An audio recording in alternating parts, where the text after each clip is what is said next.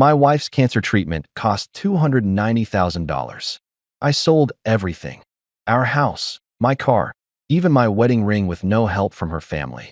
She survived, then immediately filed for divorce. Iota want a real man now.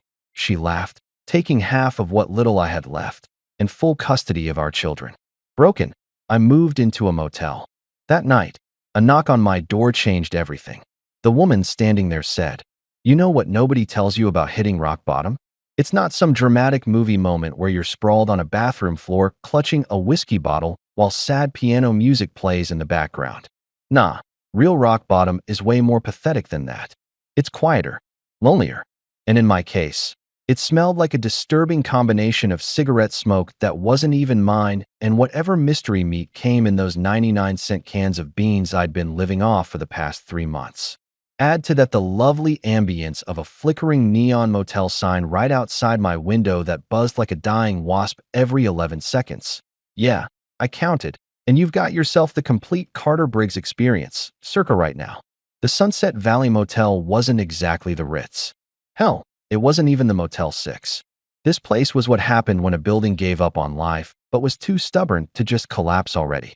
The carpet had stains that probably had their own criminal records. The shower only had 2 temperatures, hypothermia and surface of the sun, and my room's main piece of furniture was a dented nightstand that I'd been using as a dinner table, desk, and occasionally a place to rest my forehead when the weight of my spectacularly screwed up life got too heavy.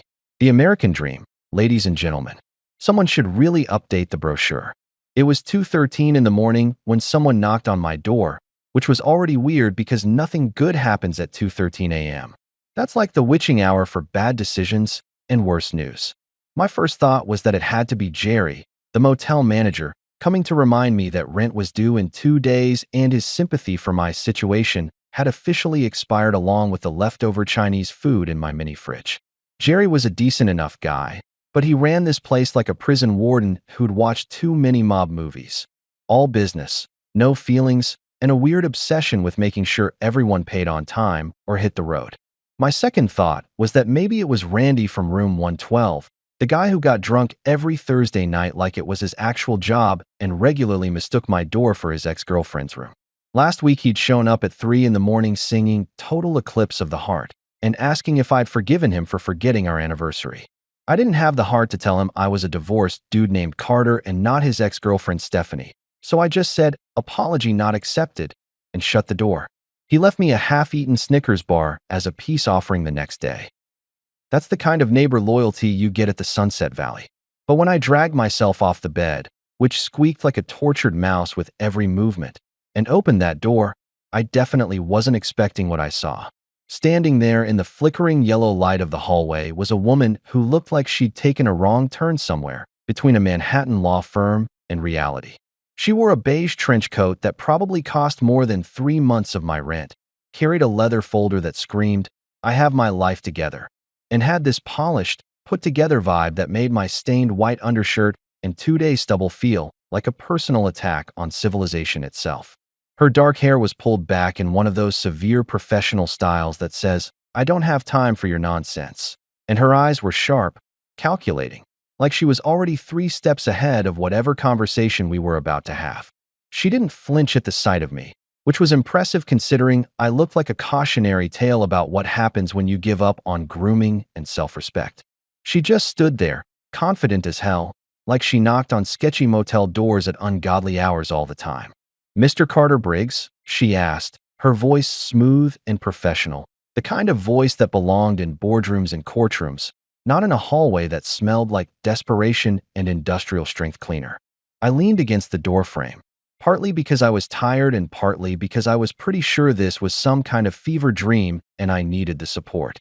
"Depends who's asking," I said, trying to sound casual despite the fact that my heart had decided to audition for a death metal drum solo. "If it's about money, I'm dead. Been dead for months. You'll have to take it up with my ghost, and I gotta warn you, he's broke too." The corner of her mouth twitched slightly, like she was considering whether I was funny or just sad. Probably both. "I'm not here for money," she said, and I felt a tiny bit of relief until she added, "I'm here about your wife." And just like that, the entire universe decided to slam on the brakes. My wife, Clara. The name I'd spent the last 6 months trying to surgically remove from my brain with varying levels of success, mostly failure. The woman who'd taken my heart, my money, my kids, my house, and apparently my will to live, then walked away like she was returning a defective toaster to Target. That wife. I must have gone pale or made some kind of face because the woman in the trench coat looked at me with something that might have been sympathy, though it was hard to tell. "May I come in?" she asked, and honestly, what was I going to say? No. Please deliver my latest life-ruining news in the hallway where Randy can hear it and add it to his drunk karaoke repertoire? I stepped back and let her in, watching as she took in my spectacular living situation with the kind of clinical assessment that made me want to apologize for existing. To her credit, she didn't comment on the stack of empty bean cans in the corner that I'd been meaning to throw out for 2 weeks, or the fact that my closet was literally just a pile of clothes on a chair, or that the only decoration in the entire room was a calendar from 2019 that I'd never bothered to replace, because what's the point of tracking time when every day feels exactly the same? She set her leather folder on my nightstand/dinner table, pushing aside a plastic fork and an expired coupon for Pizza Hut that I'd been saving for no logical reason.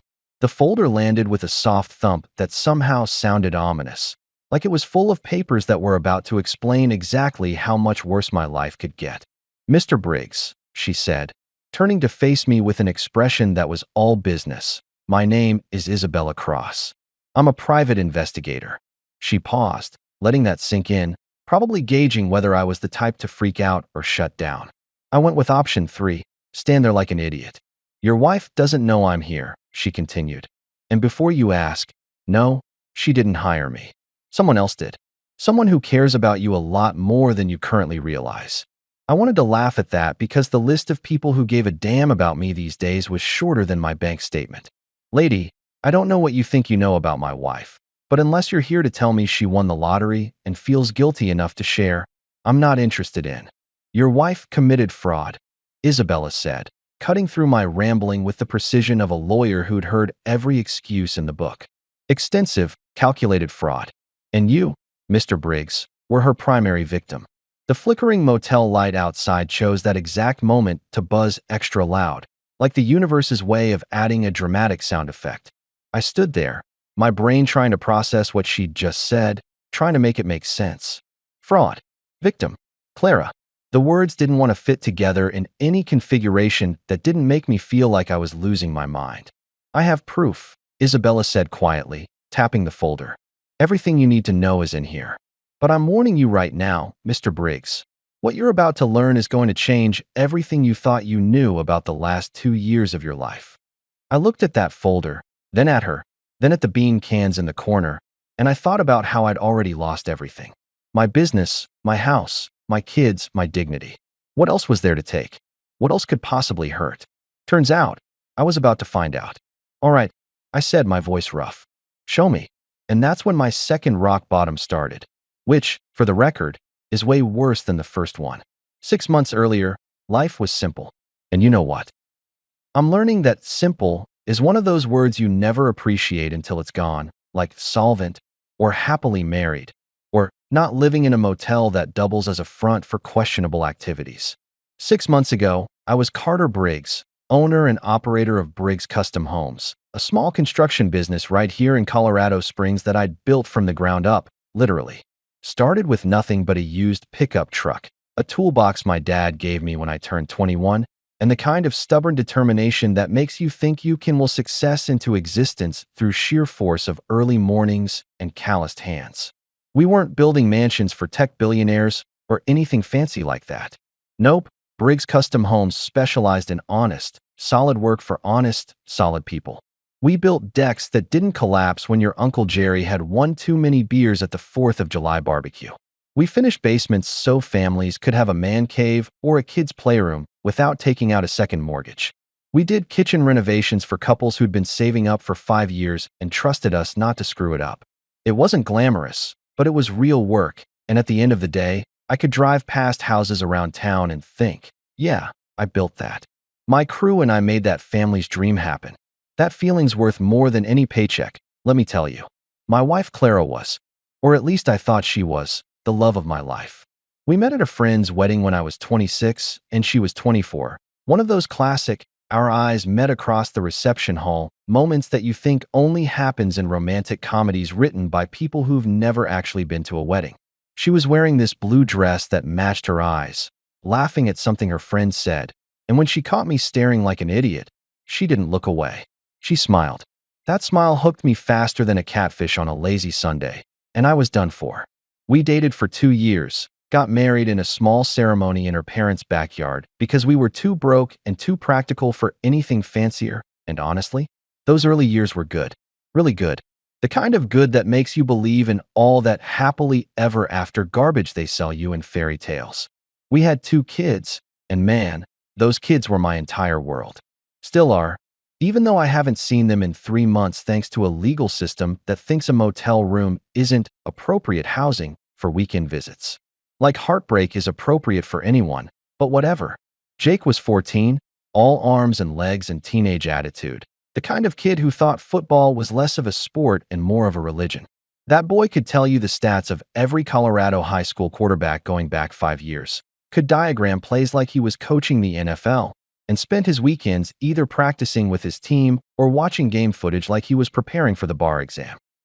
He got that intensity from me, that tunnel vision when you find something you love. I was proud of that kid in ways I didn't even have words for. Then there was Mila, 12 years old and basically an angel who accidentally got assigned to our chaotic family. That girl played violin like she was auditioning for Heaven's Orchestra, and I'm not even exaggerating. From the time she was 7 and we rented her first tiny violin. Couldn't afford to buy one outright. She practiced every single day without us having to nag her. Not once.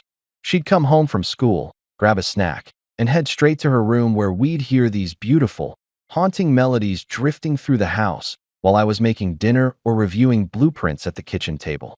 Clara used to joke that Mila was proof that at least one of our kids inherited actual talent, instead of just my stubbornness and her tendency to overthink everything. We'd go to her recitals and sit in those uncomfortable auditorium chairs, and every single time she played, I'd get choked up. My daughter, making music that beautiful. How'd I get that lucky? My mornings back then started at 5:30 on the dot. I'm talking that annoying, disciplined, same routine every day kind of schedule that makes your friends think you're either incredibly responsible or incredibly boring. Alarm goes off. I'd stumble to the kitchen in my boxers and a t-shirt that had seen better decades, and I'd start the coffee maker. One of those basic Mr. Coffee machines that cost $20 at Walmart and had been faithfully serving me since 2011. While that was brewing, I'd throw some bacon in a pan because life's too short to skip bacon, and honestly, it was the only thing I could cook that the kids would actually eat without complaint. The whole house would fill up with that smell, that perfect combination of coffee and bacon that somehow makes you feel like you've got your life together even when you definitely don't. Clara would usually come down around 6, already dressed for her job at the elementary school where she worked as a teacher's aide. She'd pour herself coffee, steal a piece of bacon right out of the pan even though I'd swat her hand away, and without fail, I mean literally every single morning, she'd look at the kitchen floor and sigh.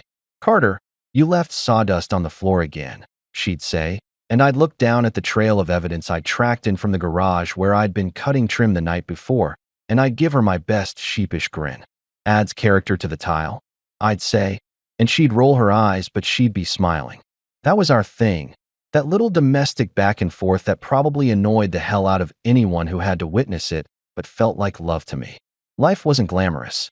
Our house was a modest 3-bedroom ranch that I'd renovated myself over the years, fixing things as we could afford the materials. We drove cars that were paid off because we didn't believe in monthly payments if we could avoid them. Vacations were camping trips to the mountains, not flights to Hawaii. Clara clipped coupons, I bought tools secondhand, and we split a streaming service subscription with my brother Lance because paying for Netflix and Hulu felt excessive. But it was ours, you know? We'd built this life together, brick by brick, paycheck by paycheck, and I thought we were happy. I really did. I thought we were on the same page about what mattered. Family, stability, being there for our kids, building something solid even if it wasn't fancy. Shows what the hell I knew. It was a Tuesday afternoon in April when everything started to crumble. I remember it was Tuesday because Tuesdays were when my crew and I usually wrapped up any small jobs and prepped for the bigger projects starting midweek. We were at the Martinez house, finishing up a bathroom remodel that had turned into one of those nightmare projects where you open up a wall and discover the previous owner had apparently let a drunk orangutan do the original plumbing. My phone rang around 2:30, and when I saw Clara's name on the screen, I almost didn't answer because I was elbow deep in fixing someone else's incompetent pipe work and covered in drywall dust. But something made me answer. Maybe intuition, maybe dumb luck, maybe the universe deciding it was time to drop a bomb on my life and wanting to make sure I was paying attention. Carter. Her voice came through shaky and wrong, all high-pitched and panicky in a way I'd never heard before. Clara wasn't a panicker. She was the calm one, the steady one. The one who handled everything from parent-teacher conferences to flat tires without breaking a sweat. Hearing her sound like that made my stomach drop straight through the floor. "Carter, I'm at the hospital," she said, and I could hear her crying, actually sobbing into the phone. "They found something. Please come. Please, I need you right now." I didn't ask questions, didn't finish the pipe, didn't even tell my crew where I was going. I just dropped my wrench. Literally dropped it right there on the bathroom floor where it probably left a dent, wiped my hands on my jeans, and ran. Ran like a man whose entire world was actively catching fire, and the only fire extinguisher was 20 minutes away at Penrose Hospital. I drove like I was auditioning for Fast and Furious, running yellow lights that were basically red, my heart hammering so hard I thought I might need my own hospital room by the time I got there. When I found her in the waiting room, she looked small. That's the only word I have for it. Clara was 5'6" and had always carried herself with this confident energy that made her seem taller. But right then, hunched over in one of those plastic hospital chairs with her face in her hands, she looked small and scared and breakable. I'd never seen her breakable before. I sat down next to her and pulled her into my arms, and she buried her face in my chest and cried in a way that made me want to fight something, break something, fix something. But you can't punch cancer. Can't renovate your way out of it. Can't build a deck that makes it go away. What did they find? I asked quietly, even though I was pretty sure I didn't want to know the answer. She pulled back enough to look at me, her eyes red and swollen, mascara running down her cheeks. "They did some tests last week," she whispered. "I didn't tell you because I thought it was nothing. Just some pain, some irregular bleeding. But Carter, it's not nothing." And right there, in that waiting room that smelled like antiseptic and fear, holding my wife while she trembled against me, I had no idea that this moment wasn't about fighting cancer together. It was about her setting up the con of a lifetime, with me as the mark. The doctor's name was Henry Vance, and I remember thinking he looked exactly like what you'd expect a successful oncologist to look like if you were casting one for a medical drama. Tall, maybe 6'2", with salt and pepper hair that was styled just enough to look professional, but not so much that it seemed vain. He wore those expensive-looking glasses that probably cost more than my truck payment, and he had this calm, measured way of speaking that I guess was supposed to be comforting, but instead made me want to grab him by his pristine white coat and scream, "Just tell us what's wrong," until my voice gave out. We were in one of those consultation rooms that hospitals use when they need to deliver bad news in private. You know the kind. Bland beige walls, a box of tissues strategically placed on the desk like a warning sign, some generic landscape painting that was probably supposed to be soothing but just made the whole space feel more depressing. There were 3 chairs, 2 for us victims and 1 for the guy about to ruin our lives with medical terminology. Clara sat to my left, her hand gripping mine so tight I was losing circulation, but I didn't dare pull away. I just squeezed back and tried to remember how to breathe like a normal human being instead of a man waiting for an executioner to drop the axe. Dr. Vance had a folder in front of him. Seems like everyone with bad news carries folders, like the universe requires documentation for soul-crushing moments. And he opened it with the kind of careful precision that made my stomach tie itself into knots that would have impressed a Boy Scout troop leader. He looked at Clara first, then at me, and I swear to God, time slowed down. You know that feeling when you're about to get into a car accident and your brain goes into some kind of hyper-aware mode where you notice everything? The hum of the fluorescent lights overhead. The smell of industrial cleaner mixed with fear. The way Clara's breathing had gone shallow and rapid. The tiny coffee stain on Dr. Vance's collar that suggested even fancy doctors have bad mornings. Mr. and Mrs. Briggs, he started, his voice gentle but clinical, like he'd practiced this speech 1,000 times in front of a mirror. Probably had. I've reviewed all of Clara's test results, and I'm afraid the news isn't what we were hoping for. He paused, and I wanted to reach across that desk and fast-forward him because the suspense was physically painful. Clara, you have ovarian cancer. Stage 3. I swear to God, my heart stopped. Just completely stopped beating for a solid 3 seconds. And in those 3 seconds, my entire brain short-circuited like someone had dumped water on the motherboard. Cancer. Stage 3. My wife. Those 3 things didn't belong in the same sentence. They couldn't. This was Clara, who did yoga every Sunday morning, who ate salads for lunch, who lectured the kids about the importance of vitamins and drinking enough water. Healthy people didn't get cancer. People who did everything right didn't get cancer. Except apparently they did, and she had. And I was sitting in this beige nightmare of a room learning that the universe didn't give a single damn about fairness or logic or the fact that we had 2 kids who needed their mom. Clara's hand was trembling in mine, not just shaking, full-on trembling like she was freezing to death even though the room was probably 75 degrees. I turned to look at her, and her face had gone completely white, all the blood drained out of it like someone had pulled a plug. Her eyes were wide and terrified, and I watched a single tear roll down her cheek in slow motion while Dr. Vance kept talking about treatment options and survival rates and a bunch of other words that sounded like they were coming from underwater. What does that mean? I heard myself ask, and my voice sounded weird and distant, like someone else was using my mouth to talk. Stage 3. What does that mean exactly? I needed numbers, percentages, something concrete to hold on to because everything else was dissolving into chaos. Dr. Vance folded his hands on top of the folder, and I hated how practiced that gesture looked. Stage 3 means the cancer has spread beyond the ovaries into the abdominal area, he explained, and each word felt like a punch to the gut. It's advanced, but it's not stage 4. We have treatment options. Aggressive treatment options. He went on to talk about chemotherapy, possibly surgery, radiation, a whole cocktail of medical interventions that sounded like they were going to put Clara through absolute hell, and I just sat there nodding like any of it was actually registering in my brain. Clara made this sound. This small, broken sound that I'd never heard come out of her before. It wasn't quite a sob, wasn't quite a gasp, just this noise of pure fear and despair that made every protective instinct I had slam into overdrive. I pulled her closer, wrapped my arm around her shoulders, and felt her collapse against me like her bones had turned to liquid. "Promise me," she whispered against my chest, her voice so quiet I almost didn't hear it over the sound of my own heartbeat thundering in my ears. "Promise me you won't let me die." And like a complete idiot, like a man who thought love and determination could beat biology and statistics, I promised. "I won't let you die," I said, and I meant it with every fiber of my being. "Whatever it takes, Clara, whatever it costs, we're gonna beat this thing together." I kissed the top of her head and tried to project confidence I absolutely did not feel. I was a construction guy. I built things, fixed things, made things stable and solid. Cancer wasn't something you could hammer into submission or shore up with better support beams, but damned if I wasn't going to try everything humanly possible.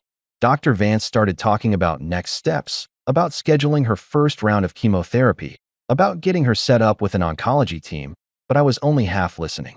The other half of my brain was already spinning into crisis mode, trying to figure out logistics and money and how the hell we were going to manage this without completely destroying our lives. Our insurance was decent. I'd made sure of that when I started the business, got us on a plan that covered the important stuff, but I had no idea what decent meant when you were staring down cancer treatment.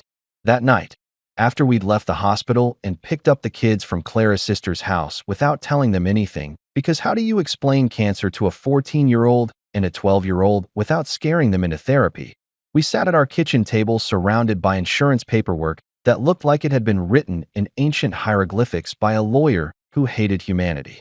Page after page of terms and conditions, coverage limits, deductibles, copays, out-of-pocket maximums.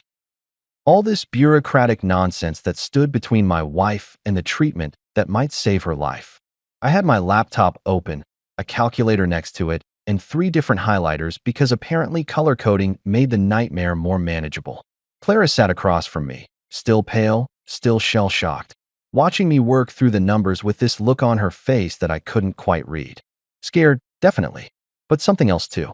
Something I'd later realize was guilt, though at the time I was too focused on the math to notice. The numbers were bad, really bad. Our insurance covered a chunk of the treatment, sure, but the deductible alone was $15,000, and after that, we were on the hook for 20% of everything. Chemotherapy, scans, doctor visits, medications, it all added up faster than I could calculate. I ran the numbers 3 times, hoping I'd made a mistake, hoping I'd missed some clause or provision that would make it less catastrophic. But every time, I came up with roughly the same total, $290,000. Maybe more, depending on how long treatment lasted, whether she needed surgery, if there were complications. $290,000. I made decent money with the business, but we weren't rich. We had maybe $20,000 in savings. The bills didn't just arrive, they invaded. They came in waves, like some kind of financial tsunami designed specifically to drown a middle-class construction guy who thought he'd done everything right. Hospital bills, oncology bills, pharmacy bills, lab work bills, bills for tests I couldn't even pronounce. Each envelope that showed up in our mailbox was another reminder that saving my wife's life came with a price tag that would have made a mob loan shark blush. The grand total, after insurance did its pathetic little dance of, we'll cover some of it, but definitely not enough, landed at $290,000. $290,000. I kept saying it out loud, hoping that somehow repetition would make it sound less insane. It didn't work. That's the kind of money that fundamentally changes how you think about everything. Suddenly you're looking at your truck and thinking, that's worth maybe $8,000. You're looking at your tools and thinking, could probably get $1,500 for the good ones. You're looking at your wedding ring, the one you swore you'd never take off, the one that represented forever and commitment and all that romantic garbage, and thinking, maybe $300 if I find the right pawn shop. I sold my truck first. A 2015 Ford F-150 with only 73,000 miles on it, custom toolbox in the bed, running boards I'd installed myself. That truck had been with me through every job, every early morning drive to a work site, every late night haul to the hardware store. I'd eaten probably 1,000 breakfast burritos in that front seat, listened to the Broncos lose games on that radio, hauled lumber and drywall and dreams from one end of Colorado Springs to the other. My crew used to joke that I loved that truck more than I loved my wife. And I'd laugh and say the truck doesn't complain when I leave sawdust everywhere. And Clara would swap my arm, and everybody would chuckle, because it was funny and not even remotely true. I got $8,200 for it. Sold it to a kid who was probably 22 and thought he was getting the deal of a lifetime. He was so excited, talking about all the camping trips he was going to take, all the furniture he was going to help his friends move. I shook his hand, signed over the title, and watched him drive away in a vehicle that had been part of my identity for 5 years. Then I stood in the parking lot of that used car dealership and felt like I'd just sold off a piece of my soul. $8,200 toward a $290,000 problem. Only $281,800 to go. Easy. Next was my Harley. A 2007 Sportster that I'd bought used from a guy who was going through his own divorce and needed quick cash. Funny how life comes full circle like that. I'd spent 3 years restoring that bike, learning about engines, and rebuilding the carburetor myself through YouTube videos and sheer stubborn refusal to pay a mechanic. Saturday mornings, before the kids woke up, I'd take it out on the back roads outside the city, just me and the engine and the mountains, feeling like I had freedom even if it was only for an hour. That bike represented the part of me that wasn't just dad or husband or guy who owns a small business. It was the part that still felt young and reckless and alive. Got $6,000 for it. Sold it to a lawyer who probably made more in a week than I made in 6 months, who was buying it as his midlife crisis toy and would probably ride it twice before it sat in his garage gathering dust. I didn't tell him about all the work I'd put into it, all the hours I'd spent making it perfect. What was the point? He didn't care about the story. He cared about the chrome and the leather seat and being able to tell his golf buddies he owned a Harley. I took his cashier's check, walked home, because I didn't have a truck anymore, and added $6,000 to the fund. $275,800 to go. Then came the wedding ring, and that one nearly broke me. It wasn't even worth much. Clara and I had gotten married young and broke, so I'd bought what I could afford at the time. Plain gold band, probably weighed all of an ounce, had my and Clara's initials engraved inside along with our wedding date. I'd worn that ring every single day for 15 years. Through jobs where I probably should have taken it off because I was working with power tools and heavy machinery. Through fights with Clara where I'd twist it around my finger while we argued. Through moments when I'd look down at it and remember that I'd made promises, that I'd chosen this life, that I was part of something bigger than just me. The guy at the pawn shop, some dude named Rick who looked like he'd seen every sad story humanity had to offer and stopped being moved by them somewhere around 1997, barely glanced at it. Gold's going for about 1,800 an ounce right now, he said, tossing my marriage on a little scale like it was a chicken breast at the grocery store. This is 14 karat, not pure, weighs 0.3 ounces. I can give you $225. $225. 15 years of marriage, reduced to less than the cost of a decent dinner. I stood there holding that cash, looking at the tan line on my ring finger that was going to take months to fade, and I felt something inside me crack. Not break completely, not yet, but definitely crack. I added $225 to the fund. $275,575 to go. The math was getting really depressing really fast. I sold everything that wasn't nailed down. My collection of vintage hand tools that I'd inherited from my grandfather, gone. The really nice drill press I'd bought myself as a business investment, gone. Clara's engagement ring, which she'd tearfully handed over saying, "It's just a ring. Your health is more important than jewelry." Gone for $800. We had a yard sale where we sold furniture, kitchen appliances, kids' toys they'd outgrown, books, DVDs, everything. Our neighbors came by and tried to be supportive, but I could see the pity in their eyes. "So sorry about Clara," they'd say while haggling over a coffee maker. "Would you take $5 instead of $7? My crew tried to help. Bless them. These guys had been with me for years, had become more than just employees. They were friends, brothers, the kind of men who showed up when you needed them and didn't ask stupid questions. Chester Chess Pike, my foreman, was a 52-year-old former Marine who'd worked construction since before I was born. Tough as nails, heart bigger than the whole state of Colorado. The kind of guy who'd give you his last dollar and then help you figure out how to turn it into five. Chess showed up at my house one evening, knocked on the door, and when I answered, he just stood there holding an envelope. "This is $10,000, he said without preamble, trying to shove it into my hands. From my savings. For Clara's treatment." I couldn't take it. I physically could not make my hands accept that envelope. "Chess, man, I can't. It's not charity," he interrupted, his voice gruff. "It's a loan. Interest-free, unlike your wife's love, apparently." He cracked a smile at his own joke, trying to lighten the moment, but his eyes were serious. "Carter, you helped me when my daughter needed that surgery 3 years ago. Gave me time off. Kept paying me even when I wasn't working. Let me help you now." I took the money. What else was I going to do? Pride doesn't cure cancer, and I was quickly learning that dignity was a luxury I couldn't afford anymore. $10,000 from Chess. Another $5,000 from my brother Lance, who worked as a mechanic and didn't have much to spare, but gave it anyway. $1,200 from Miguel, one of my crew guys who had 4 kids and should have been saving for their college, but decided my crisis was more important. $2,000 from my parents, who were retired and living on Social Security, but scraped it together somehow. The generosity of good people was keeping us afloat, and it was also killing me.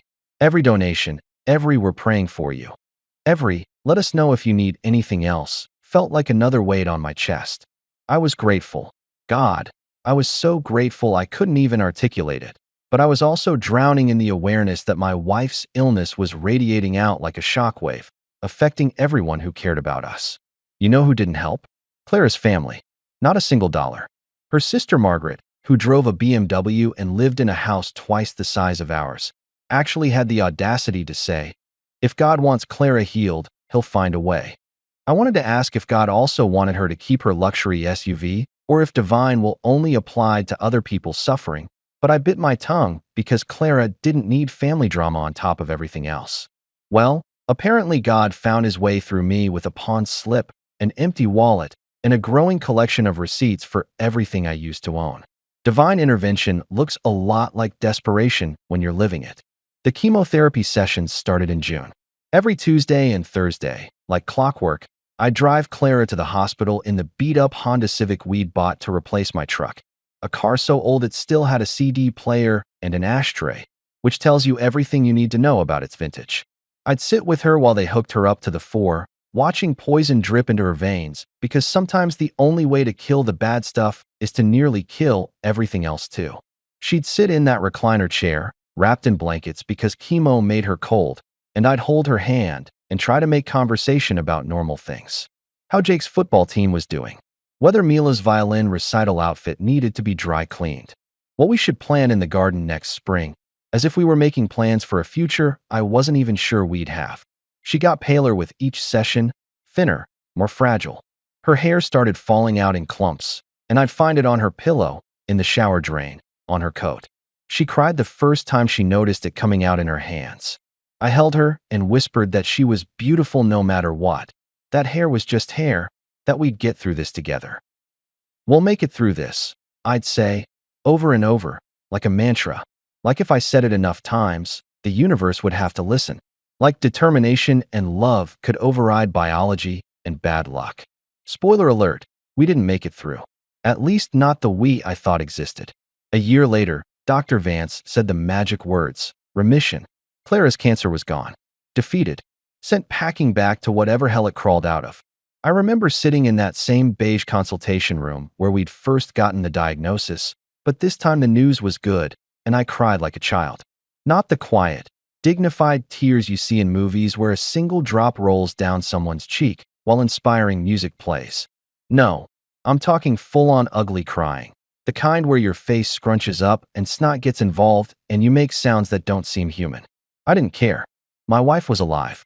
We'd beaten the monster. All the sacrifice, all the selling, all the sleepless nights and terror and watching her suffer through treatment. It had been worth it. Dr. Vance smiled that practiced smile of his and shook both our hands. You two fought hard, he said, like we'd been in the ring with cancer trading punches. Clara's response to treatment was remarkable. You should be very proud. I was proud. I was so relieved I felt lightheaded. I looked at Clara, expecting to see the same joy, the same overwhelming relief, but she just smiled politely and thanked the doctor. I figured she was in shock. Processing. I mean, hearing you're dying and then hearing you're not dying probably scrambles your brain a bit. We walked out of that hospital together, my arm around her shoulders, and I was already planning our future. We'd rebuild.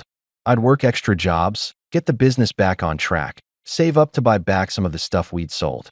Maybe not the Harley. That ship had sailed, but other things. Important things.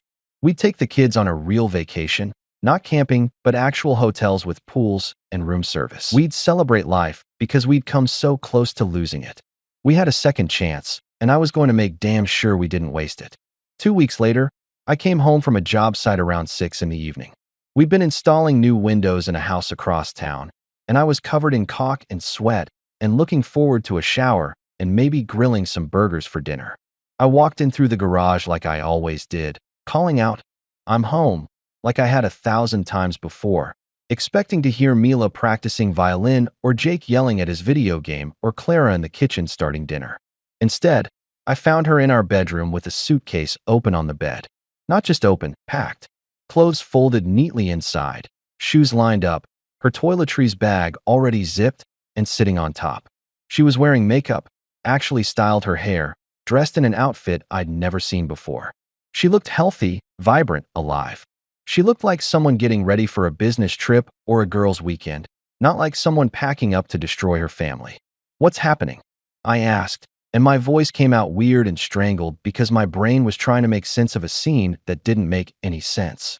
"Where are you going? Is everything okay?" Clara didn't look at me right away. She just kept folding a sweater, this blue cashmere thing that I'd never seen her wear. That probably cost more than our monthly grocery budget. When she finally turned around, her expression was calm. Too calm. The kind of calm that comes right before a Category 5 hurricane rips your house off its foundation. "I'm leaving," she said just like that. 2 words. Simple. Devastating. Like she was commenting on the weather or telling me she was running to the store for milk. I stood there in the doorway, my tool belt still hanging heavy on my hips, trying to process what she'd just said. "Leaving? What do you mean leaving? Leaving for where?" For how long? I was grasping at reasonable explanations because the unreasonable one, the real one, was too horrible to even consider. I'm leaving you, Carter. I filed for divorce 3 days ago. She said it matter-of-factly, the way you tell someone you changed your car insurance or switched to a new phone plan. No emotion, no hesitation, just cold, hard fact. The room tilted. I'm not being dramatic. The actual room felt like it physically tilted sideways. I grabbed the door frame to steady myself. Divorce? Clara, what are you talking about? We just got the all clear. You're in remission. We made it through the worst of it. We can finally start rebuilding. I don't want to rebuild, she interrupted, still folding that damn sweater. Not with you. I want a real man now. Those words hit me like a sledgehammer to the chest. A real man. I stared at her, waiting for the punchline, waiting for her to say she was kidding or having some kind of post-traumatic stress response or literally anything that would make this make sense. But she just stood there, looking at me with this expression that was somehow both pitying and disgusted. A real man. I repeated, and I could hear my voice getting louder, anger starting to cut through the shock. What the hell does that even mean? I sold everything I owned to save your life. I worked 3 jobs. I held your hand through every chemo session. I cleaned up when you were too sick to get out of bed. I promised you we'd get through it together, and we did. What part of that wasn't real enough for you? I mean, someone who doesn't smell like sawdust and desperation, she said, and the casual cruelty in her voice was like nothing I'd ever heard from her before. This wasn't my wife. This was a stranger wearing my wife's face. Someone with actual prospects. Someone who can provide a real life. Not this. She gestured around our bedroom, the one I'd renovated with my own hands, the one with crown molding I'd installed and a headboard I'd built custom. This mediocre middle-class existence. I felt something break inside my chest. Not crack, like it had at the pawn shop. Break. Shatter completely. Mediocre? This mediocre existence is what funded your cancer treatment. Every piece of this mediocre life got sold so you could live. She had the audacity to roll her eyes. Actually rolled her eyes at me like I was being inconvenient. And I'm grateful, Carter. I really am. But gratitude doesn't mean I have to stay married to you. People change. I changed. I survived cancer, and it made me realize life's too short to settle. Settle? The word came out as a roar. I couldn't help it. 15 years of marriage, 2 kids, a life we'd built together, and she was calling it settling? You're calling our family settling? Keep your voice down, she said, glancing toward the hallway. The kids are home. The kids. Jake and Mila. Oh God, the kids. Does this have something to do with them? Clara, we can work through whatever. There's nothing to work through. She zipped up the suitcase with this air of finality that made my stomach drop. I've already talked to my lawyer. His name is Marcus, by the way. Marcus Hightower. You'll be hearing from him. Her lawyer. Marcus. The way she said his name, with this little smile playing at the corners of her mouth, told me everything I needed to know. You're sleeping with your lawyer, I said, and it wasn't even a question. The pieces were falling into place in the most horrific way possible. That's none of your business anymore, she said, which was basically a confession wrapped in a refusal. She walked past me, rolling that suitcase behind her like she was heading to the airport, not abandoning her family. I followed her down the hallway, my mind racing, trying to figure out what to say, what to do, how to stop this freight train that was currently demolishing everything I'd thought was real and solid and true. Jake was in the living room, sitting on the couch with his phone, but he looked up when we came in. Mila was at the dining room table doing homework. They both knew something was wrong. You could see it in their faces, that animal instinct kids have when their world is about to implode. Mom, Mila asked, her voice small and scared. I'm going to be staying somewhere else for a while, Clara said, and I wanted to scream at her for lying, for making it sound temporary when she'd just told me she'd filed for divorce. But I'll see you both very soon. I love you. She kissed them both on the forehead, and I watched my children's faces crumple in confusion and fear.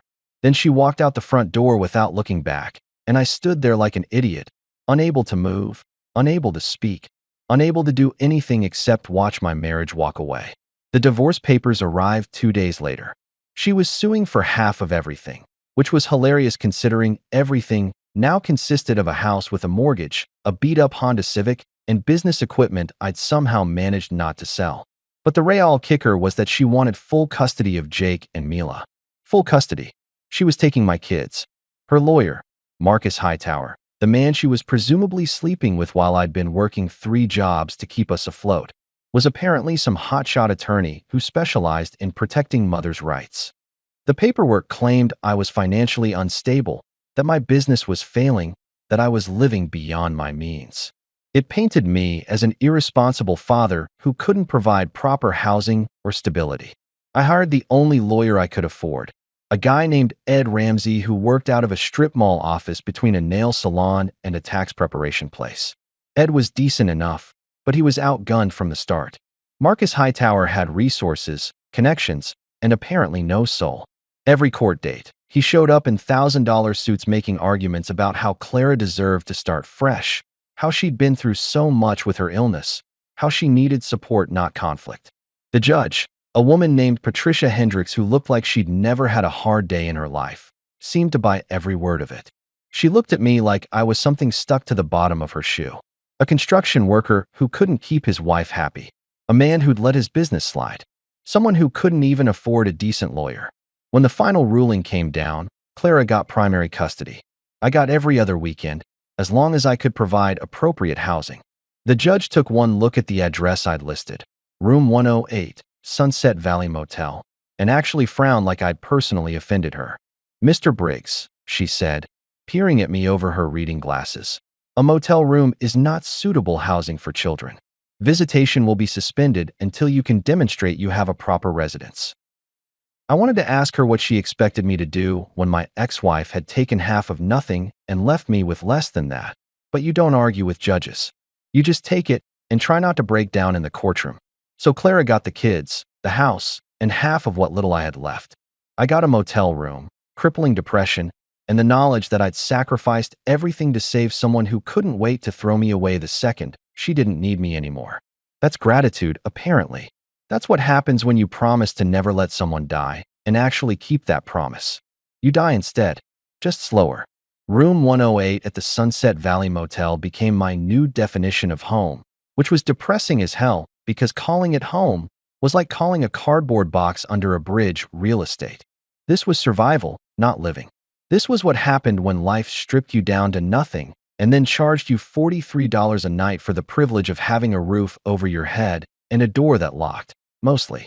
The room itself was exactly what you'd expect from a place that advertised weekly rates available and had a flickering neon sign out front that buzzed like a dying insect. One full-sized bed with a mattress that had seen things, felt things, and probably harbored enough DNA evidence to solve cold cases from 3 decades ago. The sheets were clean. Jerry, the manager, at least had standards about laundry, but they were that industrial white that told you they'd been bleached into submission so many times they'd given up having any personality. One pillow that was either too flat or too lumpy, depending on which side you used. A thin brown comforter that looked like it had been manufactured sometime during the Carter administration. The first one, not me. The furniture situation was equally bleak. A nightstand that wobbled if you breathed on it too hard, scarred with cigarette burns and water rings from 1,000 previous occupants who'd set down their drinks and their problems with equal carelessness. A small dresser with drawers that stuck, where I kept the few clothes I hadn't sold or lost in the divorce. A lamp with a shade that sat crooked no matter how many times I tried to straighten it, casting uneven yellow light that made everything look even more depressing than it already was. And that nightstand, God, that nightstand, had become my dinner table, my desk, my everything.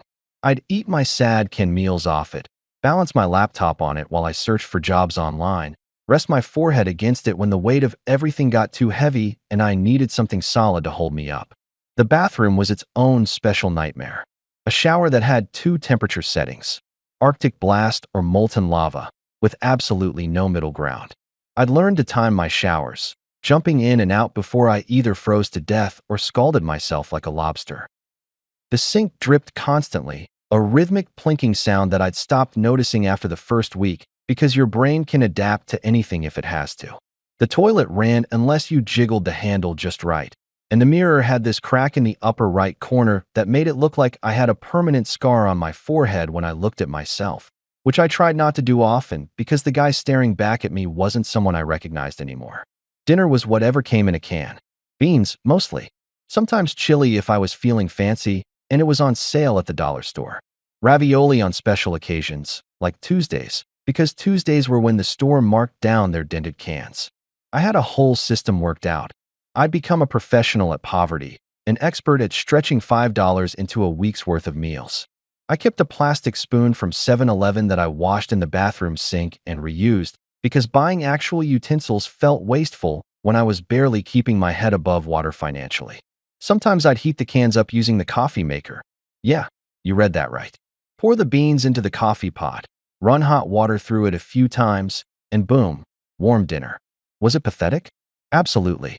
Did it work? Unfortunately, yes. Breakfast was coffee and regret, served fresh every morning around 6 when I'd wake up to that damn flickering sign outside my window. The coffee was instant. I'm talking the cheapest possible Folgers crystals that tasted like sadness dissolved in hot water. But it had caffeine, and that's all that mattered. The regret was free and unlimited, a continental breakfast of bad decisions and worse luck that I couldn't escape no matter how much I wanted to. My neighbor in room 109 was a guy I never actually met, but felt like I knew intimately because these walls were thinner than communion wafers. I could hear everything. Him crying some nights, deep, gut-wrenching sobs that would start around midnight and go until 2 or 3 in the morning. Him watching TV at volumes that suggested either hearing loss or a desperate need to drown out his thoughts. Him on the phone sometimes, arguing with someone. An ex-wife, I assumed, because the conversations had that special kind of venom that only comes from loving someone and then learning to hate them. We were trauma roommates, him and me, living parallel lives of quiet desperation separated by drywall and denial. My brother Lance kept calling, bless his heart. Every few days my phone would ring and his name would pop up, and I'd debate whether to answer because talking to people who cared about me somehow made everything feel worse. Their concern was kindness, sure, but it was also a mirror reflecting back how far I'd fallen, and I didn't need reminders. Carter, man, you can't keep living like this, Lance would say, and I could hear the worry in his voice, the big brother instinct to fix things. Mom and Dad are worried sick. Come stay with them. Come stay with me. Hell, I'll sleep on my own couch if it means you're not in that motel. Tell them not to worry, I'd say, trying to inject some humor into my voice even though humor had become a foreign language I barely spoke anymore. I'm living my minimalist dream. Just me, beans, and bad decisions. Very zen. Marie Kondo would be proud. Lance didn't laugh. He never laughed at my jokes anymore, which told me exactly how not funny they actually were. This isn't minimalism, it's depression. There's a difference. Yeah, well, depression is cheaper. Doesn't require buying special storage containers. The conversations always ended the same way. Him begging me to accept help, me deflecting with sarcasm, both of us hanging up feeling worse than before we'd talked. I knew he meant well. I knew my whole family meant well. But accepting help felt like admitting defeat, like acknowledging that I couldn't pull myself out of this hole through sheer willpower and determination. I was a construction worker, for God's sake. I built things. I fixed things. I made things stable and solid. The fact that I couldn't do that for my own life was a failure I wasn't ready to face. So I stayed in room 108, eating beans off a wobbly nightstand, listening to my neighbor cry through walls that might as well have been paper, trying to laugh about rock bottom because the alternative was crying, and I'd already done enough of that. Then came that knock at 2 a.m., the woman in the beige trench coat, Isabella Cross, with her leather folder and her impossible claims about my wife faking cancer. And suddenly, rock bottom discovered it had a basement. Isabella Cross set her leather folder down on my nightstand/dinner table with the kind of careful precision that suggested whatever was inside was either extremely valuable or extremely dangerous. Probably both. She smoothed out her beige trench coat and sat down in the only chair in the room, a wobbly piece of furniture that I usually threw my dirty laundry on, like she was settling into a boardroom instead of a motel room that smelled like failure and canned beans. Mr. Briggs, she said, looking at me with those sharp, intelligent eyes that missed absolutely nothing. I need you to understand something before I show you what's in this folder. What you're about to learn is going to fundamentally change your understanding of the past 2 years. It's going to make you angry, probably make you want to break something, maybe make you question your entire reality. She paused, letting that sink in. But I need you to stay calm and let me explain everything before you react. Can you do that? I sat down on the edge of my saga bed, still in my stained undershirt and sweatpants, feeling like I'd been dropped into a spy movie except I was the world's least qualified protagonist.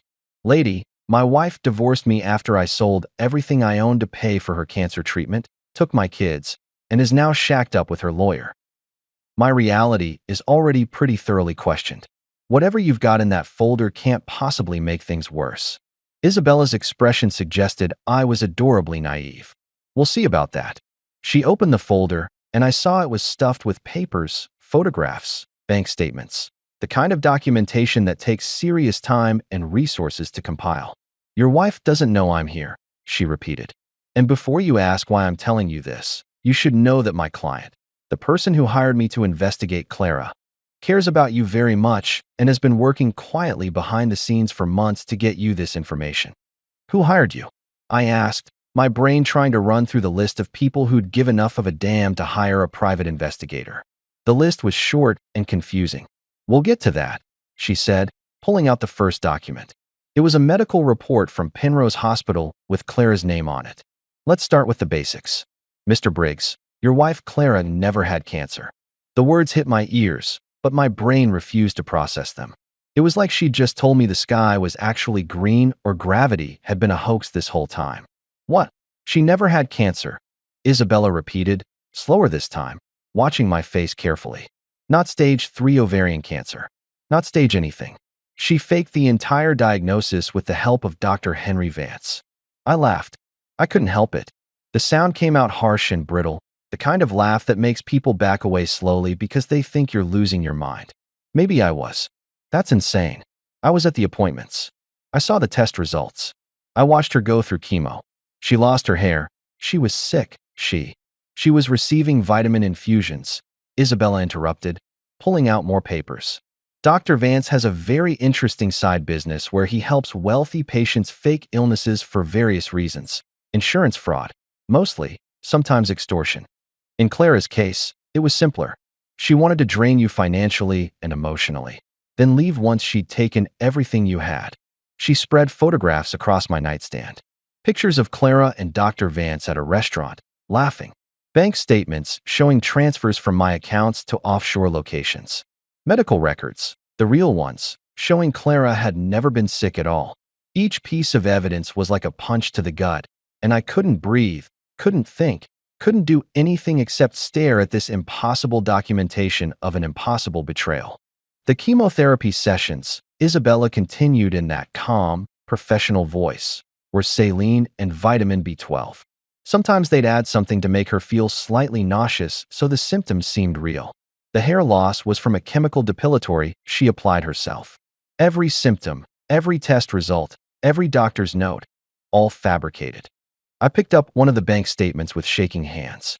It showed a transfer of $15,000 from our joint account to something called Clearwater Holdings LLC in the Cayman Islands. The date was from 7 months ago, right in the middle of Clara's treatment. What is this? That's where your money went, Isabella said. Every time you paid a medical bill, which Dr. Vance made sure looked completely legitimate, a portion of it was funneled into offshore accounts that Clara had set up. The hospital was real. The billing department was real. But the treatments? Those were theater. Very expensive, very elaborate theater designed to bankrupt you. I stood up, pacing in the tiny space between the bed and the wall, my hands shaking so badly I had to shove them in my pockets. My wife's chemo was basically a vitamin smoothie. The absurdity of it was almost funny. Almost. I sold my truck, my motorcycle, my wedding ring. I took money from my crew, from my family, my voice cracked, and I had to stop talking because the alternative was either screaming or crying, and I wasn't sure which would come out first. I know, Isabella said quietly. I'm sorry. I know this is. You don't know anything. I shouted, and I didn't care if my crying neighbor or Randy the drunk or the fighting couple heard me. I promised her I wouldn't let her die. I worked 3 jobs. I ate canned beans for months. I lost my business, my house, my kids. I grabbed the edge of the nightstand to steady myself because the room was spinning. Tell me you're wrong. Tell me you made a mistake, that this is some kind of... I'm not wrong, Isabella said. and her voice had this terrible certainty that made everything real. Dr. Vance confessed. Not to the police yet, that's coming, but to my investigators. We have recordings. Clara faked cancer to financially destroy you, and she did it with the help of a doctor who's been running this scam for years. I sank back down onto the bed, my legs giving out. Turns out there was a bottom below rock bottom, and I just found it. It was discovering that the worst year of your life had been manufactured, deliberately, by the person you'd loved most in the world. Why? I managed to ask. Why would she do this? Isabella pulled out another photograph. This one showed Clara with a man I didn't recognize. Expensive suit, perfectly styled hair, the kind of guy who looked like he'd never worried about money a day in his life. They were at what looked like a fancy restaurant, holding hands across the table. This is Trevor Ashworth, investment banker, worth about $8 million. Clara met him 2 years ago at a charity gala her sister dragged her to. They started an affair, and according to our investigation, she decided she wanted out of your marriage but needed a way to take as much money as possible on her way out the door. So she faked cancer. I said it out loud, trying to make it make sense. It didn't. So she faked cancer, Isabella confirmed. The plan was brilliant, honestly. She gets you to liquidate everything to pay for her treatment. She gets sympathy from everyone. She looks like a brave survivor. And then once you're completely broke, she leaves you for someone who can give her the lifestyle she actually wants.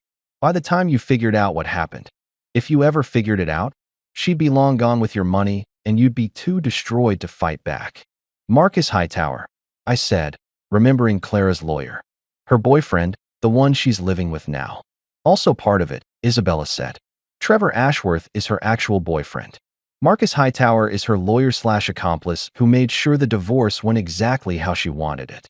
Full custody, half your assets, you living in a motel, unable to see your kids. It was all planned, Carter. Every bit of it. I looked at the pile of evidence on my nightstand. Photos, bank records, fake medical documents, real medical documents, transcripts of conversations between Clara and Dr. Vance discussing their business arrangement. It was all there. Undeniable. Real. My wife's miracle recovery wasn't from beating cancer. It was from counting cash. From successfully executing a con that destroyed my entire life while making her look like a brave survivor. I need to know who hired you, I said, my voice hoarse. Who's been investigating this? Who knew? Isabella smiled slightly. Your father, Raymond Briggs. He suspected something was off when Clara refused to let your parents visit her during treatments. Said she didn't want them to see her like this. Your mother kept calling, kept asking to help, and Clara always had an excuse. That raised red flags for your dad. He's a smart man. My father, Raymond Briggs, retired electrician, Korean War veteran, the most stubborn man I'd ever met. Of course he'd suspected something. Of course he hadn't let it go. He hired me 6 months ago, Isabella continued. Quietly. Didn't want to tell you until he had proof because he knew you'd defend Clara, knew you'd think he was being paranoid. Your brother Lance helped too, tracked some of the money transfers, noticed discrepancies in the medical billing. Even your mother contributed by keeping detailed notes of every conversation she had with Clara, every excuse, every inconsistency.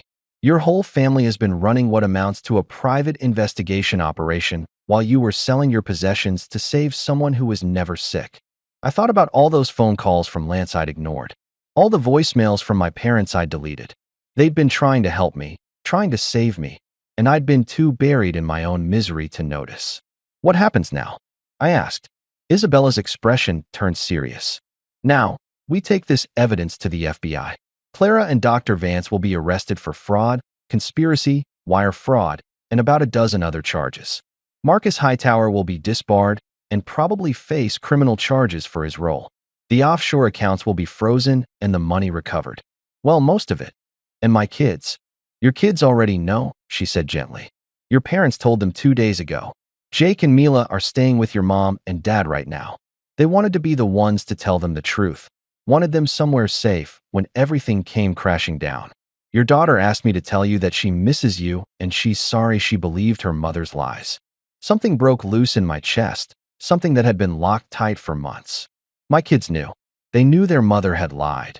Knew I hadn't abandoned them. Knew that everything I'd done had been because I loved them. For the first time in 6 months, I could actually breathe. When? I asked. When do they arrest her? Isabella checked her watch. About 6 hours from now. The FBI is coordinating with local police. They'll pick up Dr. Vance at his home and Clara at Marcus Hightower's condo where she's been living. It's going to be a media circus. Doctor who faked cancer diagnoses for profit, wealthy woman who conned her husband. The story has everything. I looked around room 108. At the flickering lamp and the stained carpet and the stack of empty bean cans in the corner. This had been my rock bottom. But rock bottom, I was learning, could also be a foundation. You could build on rock bottom. Hell, I built on concrete for a living, and rock bottom was made of pretty much the same stuff. Thank you, I said to Isabella, for doing this, for giving me the truth. She stood up, gathering her folder. Thank your father. He's the one who never gave up on you. She pulled a business card from her pocket and set it on the nightstand. That's my number if you need anything. The FBI will want to interview you tomorrow. For now, I suggest you call your family. They've been waiting a long time to hear from you. After she left, I sat in room 108 holding that business card, staring at the evidence of my wife's betrayal spread across my nightstand. And for the first time in months, I didn't feel completely hopeless. I felt angry. And anger, it turns out, is a much better fuel than despair. I called my dad at 3 in the morning. Didn't even think about the time, just pulled out my phone and hit his number before I could talk myself out of it. He answered on the second ring, voice alert and clear like he'd been waiting by the phone. Knowing my father, he probably had been. Carter. His voice cracked slightly on my name, and I realized this was the first time we'd actually spoken in 2 months.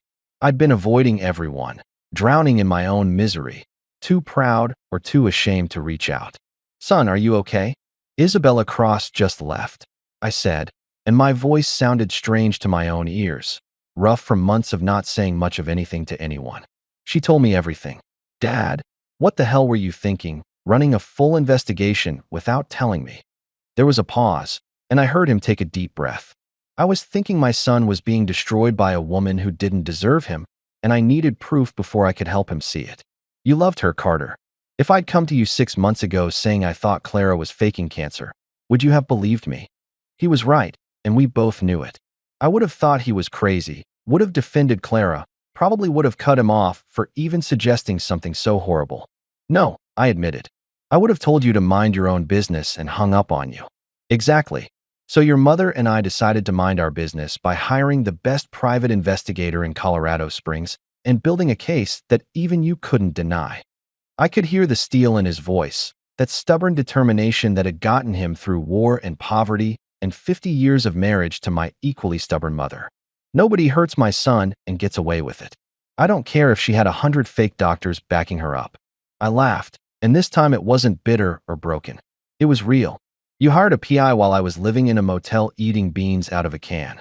We would have helped you sooner, but we needed time to gather evidence, he said, and I heard regret in his voice. Every time your mother wanted to drive over there and drag you home, I had to remind her that we were playing the long game, that we needed to let Clara think she'd won so she'd get sloppy. It killed us, son. Watching you suffer like that and not being able to tell you why we needed you to wait just a little longer. How long have you known? I asked, sitting down on my bed because my legs felt shaky again. When did you figure out it was all fake? I suspected from the beginning, Dad said. When Clara told us about the diagnosis, something felt off. Your mother wanted to come to the hospital, wanted to be there for the appointments, and Clara kept making excuses. The doctors don't allow visitors. It's too stressful to have people around. I need Carter to be my only support right now. Every excuse in the book to keep us away. That's not how cancer patients act, Carter. When you're fighting for your life, you want your family close. You don't push them away. I thought about all those appointments where it had been just me and Clara, how she'd insisted on privacy, on handling it our way, on not burdening anyone else with her struggle. I thought it was about dignity. Turns out it was about maintaining the con.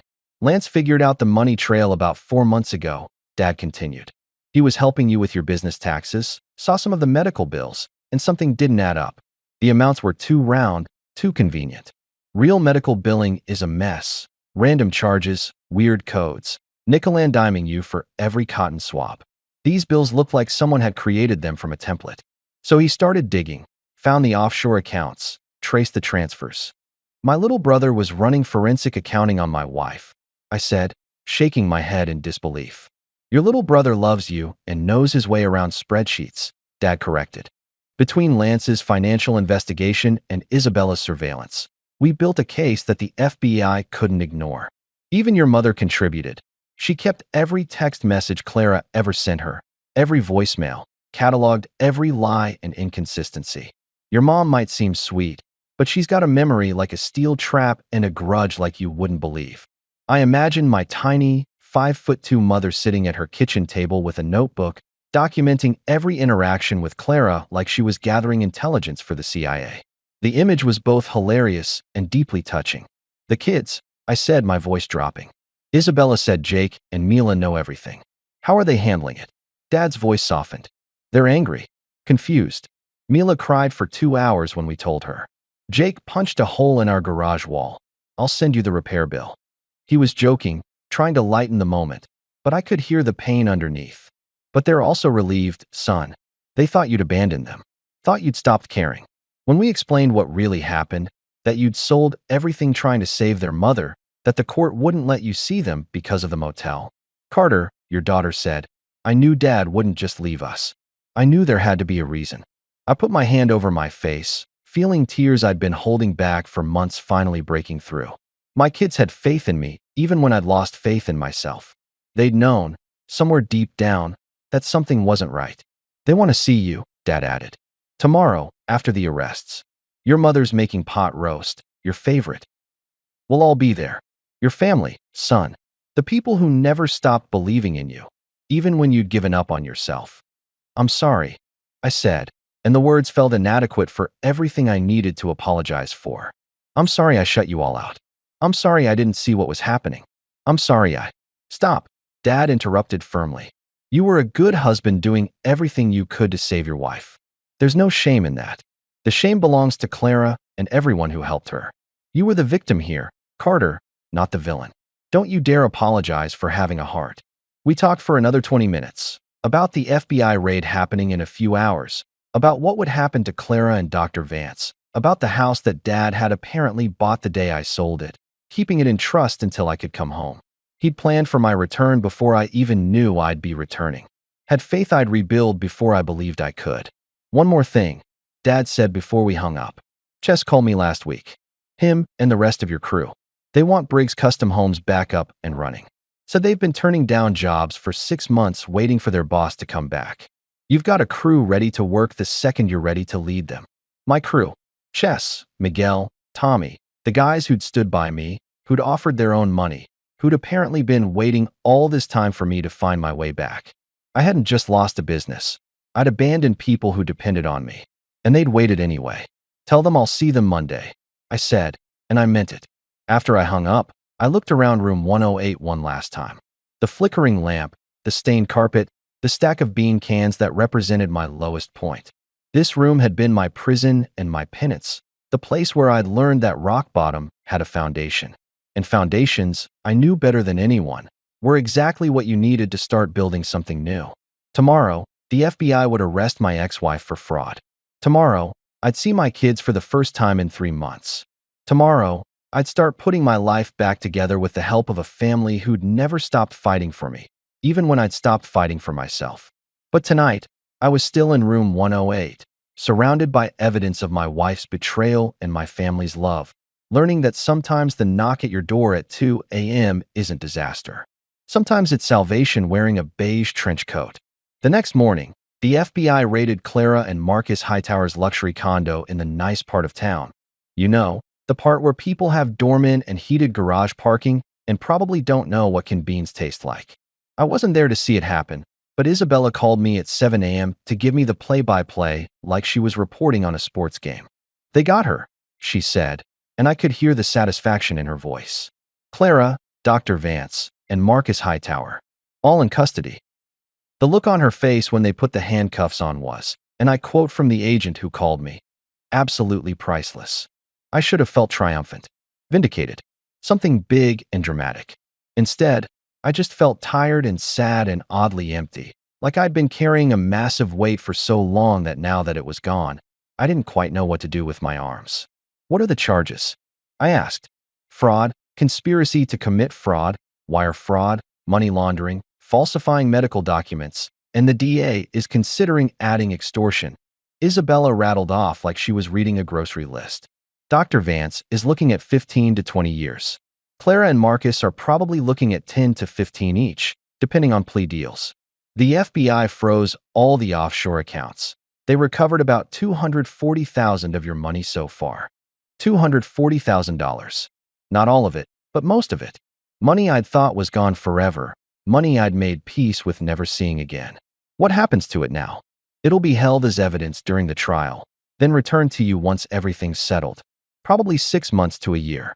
In the meantime, you should talk to a lawyer about going after Clara's assets. The house, her car, whatever she bought with your money while she was pretending to be sick. The house. My house. The one my dad had bought and been holding for me. I don't want her stuff, I said. I just want my kids and my life back. Fair enough, Isabella said. The FBI will want to interview you today. I'll text you the address and time. And Carter? Congratulations. You survived. After we hung up, I sat in room 108 for a while, just processing. Clara was in jail. Dr. Vance was in jail. The people who'd conspired to destroy my life were facing actual consequences. It felt surreal, like I was watching it happen to someone else. Eventually, I showered, choosing molten lava over Arctic freeze because at least burning alive felt like something. Got dressed in the least wrinkled clothes I owned, and drove my beat-up Honda Civic to my parents' house. My father was waiting on the front porch when I pulled up, standing there in his flannel shirt and work boots like he'd been keeping watch. When I got out of the car, he walked down the steps and pulled me into a hug that nearly cracked my ribs. Raymond Briggs wasn't a hugger. The man showed love through actions, not affection. But he held on to me like I might disappear if he let go. "Welcome home, son," he said quietly. Inside, my mother had gone completely overboard. The dining room table was covered with food: pot roast, mashed potatoes, green beans, homemade rolls, apple pie cooling on the counter. Enough food to feed a small army or one very emotionally damaged construction worker. She burst into tears the second she saw me, and suddenly I was being hugged by a tiny woman who barely came up to my shoulder but somehow made me feel completely safe. Then I heard footsteps on the stairs, and there they were. Jake and Mila, my kids. Jake had grown at least 2 inches since I'd last seen him 3 months ago, all gangly teenage limbs and uncertain expressions. Mila looked smaller somehow, more fragile, her violin case clutched in one hand like a security blanket. "Dad." Mila's voice was tiny, questioning, like she wasn't sure I was real. I dropped to my knees right there in my parents' entryway, and she ran to me. Just straight up ran and crashed into me, wrapping her skinny 12-year-old arms around my neck and sobbing into my shoulder. Jake followed slower, trying to maintain that teenage cool, but failing spectacularly when he joined the hug, and I felt his shoulders shaking. "I'm sorry," I kept saying, over and over. "I'm so sorry I couldn't see you. I'm so sorry you thought I left. I would never leave you. Never. We know," Jake said, his voice cracking in that way teenage boys' voices do. "Grandpa told us everything. About the fake cancer and the money and all of it. Mom's a..." He stopped himself, glancing at my mother. "Your mom made very bad choices," I said carefully, because they didn't need me trashing Clara even if she deserved it. They'd figure out how they felt about her on their own time. But none of that was your fault. And none of it changes how much I love you both. We stayed like that for a long time, kneeling on the floor in a pile of relief and tears and family, until my mother announced that dinner was getting cold and we should eat before the pot roast became pot jerky. Dinner was chaotic and perfect. Lance showed up with his wife, Sarah, and we all crowded around the table like Thanksgiving had come early. My dad told embarrassing stories about my childhood. My mom kept putting more food on my plate like she was trying to compensate for 6 months of canned beans in one meal. Mila sat pressed against my side the entire time, like she was afraid I'd vanish if she stopped touching me. Jake asked if I was going to restart the business, and when I said yes, his whole face lit up. "Can I help?" he asked. "After school and on weekends? I could learn, like an apprentice or whatever." The idea of my football-obsessed son wanting to learn construction made my throat tight. "Yeah, buddy, you can help." After dinner, my dad walked me outside and handed me a manila envelope. Inside was the deed to my old house, the one I'd sold, the one he'd bought the same day. "Bought it the day you sold it," he said, confirming what Isabella had told me. Knew you'd come back eventually. Knew you'd need a home to come back to. I stared at the deed, at my name on the paperwork that my father had been holding in trust. Dad, I don't know how to thank you. Don't need thanks. Just need you to rebuild. Show that woman that she didn't break you. She just made you stronger. He clapped me on the shoulder. Your crew called. Chess, Miguel, Tommy, all of them. They're ready to work Monday morning if you are. Monday morning. 3 days away. 3 days to go from rock bottom to reconstruction. Tell them I'll be there. The following Monday, I showed up at the Briggs Custom Homes workshop at 6 a.m. It was a small building I'd been renting before everything went to hell. Needed some repairs and a good cleaning after 6 months of sitting empty, but it was still standing. Still solid. Chess was already there, leaning against his truck with a coffee in hand and a grin on his weathered face. Boss is back, he announced to the empty parking lot. One by one, the crew showed up. Miguel with his tool belt and terrible jokes. Tommy with his vintage lunchbox and endless supply of podcast recommendations. Danny, Marcus, not the lawyer, different Marcus, and Kevin. My guys.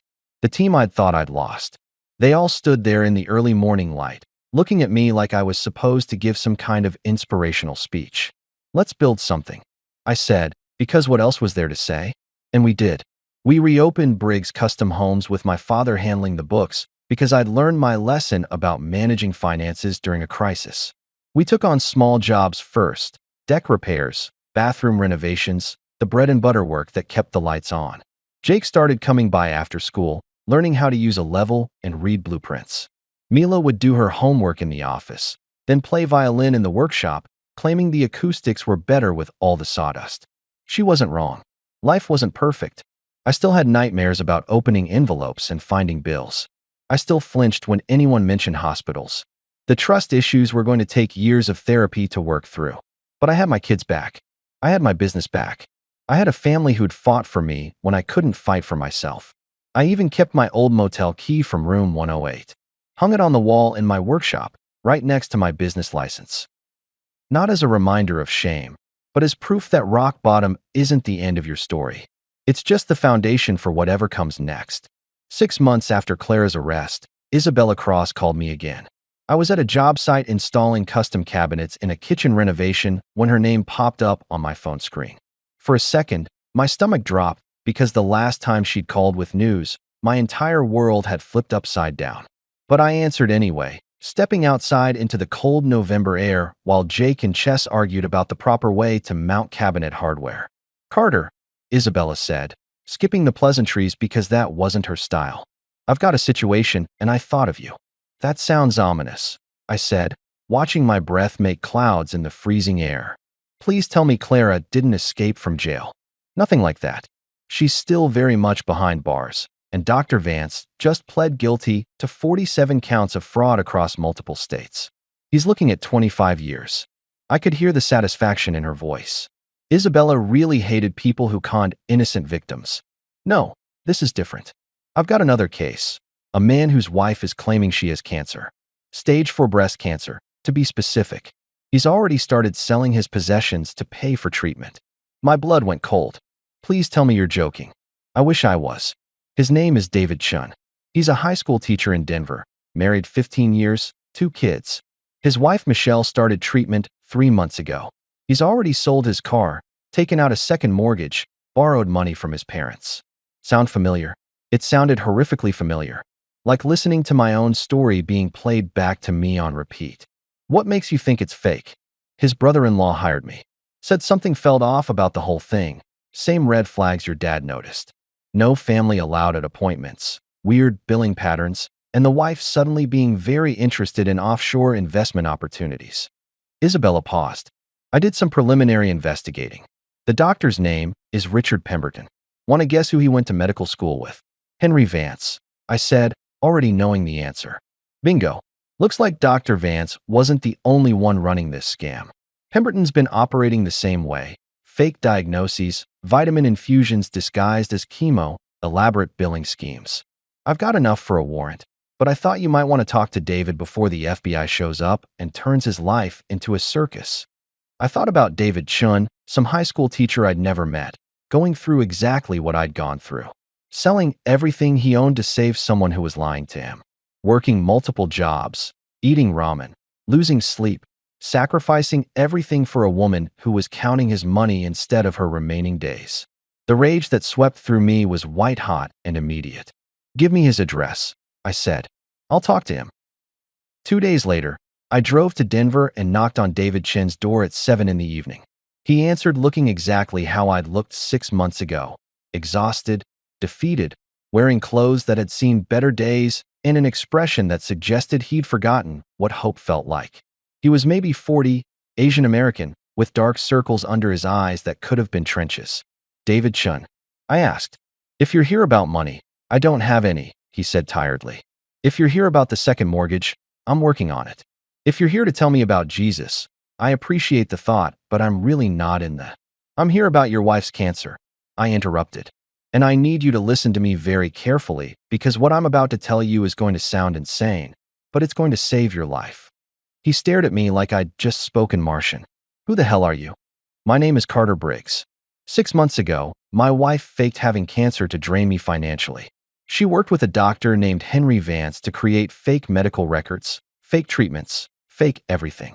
I sold my truck, my motorcycle, my wedding ring, borrowed money from everyone I knew, and worked myself into the ground trying to save her. Then she divorced me, took my kids, and ran off with her boyfriend.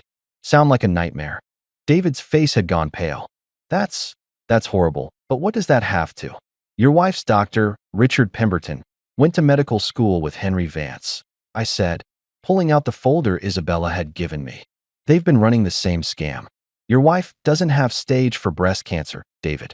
She's been receiving vitamin infusions and saline.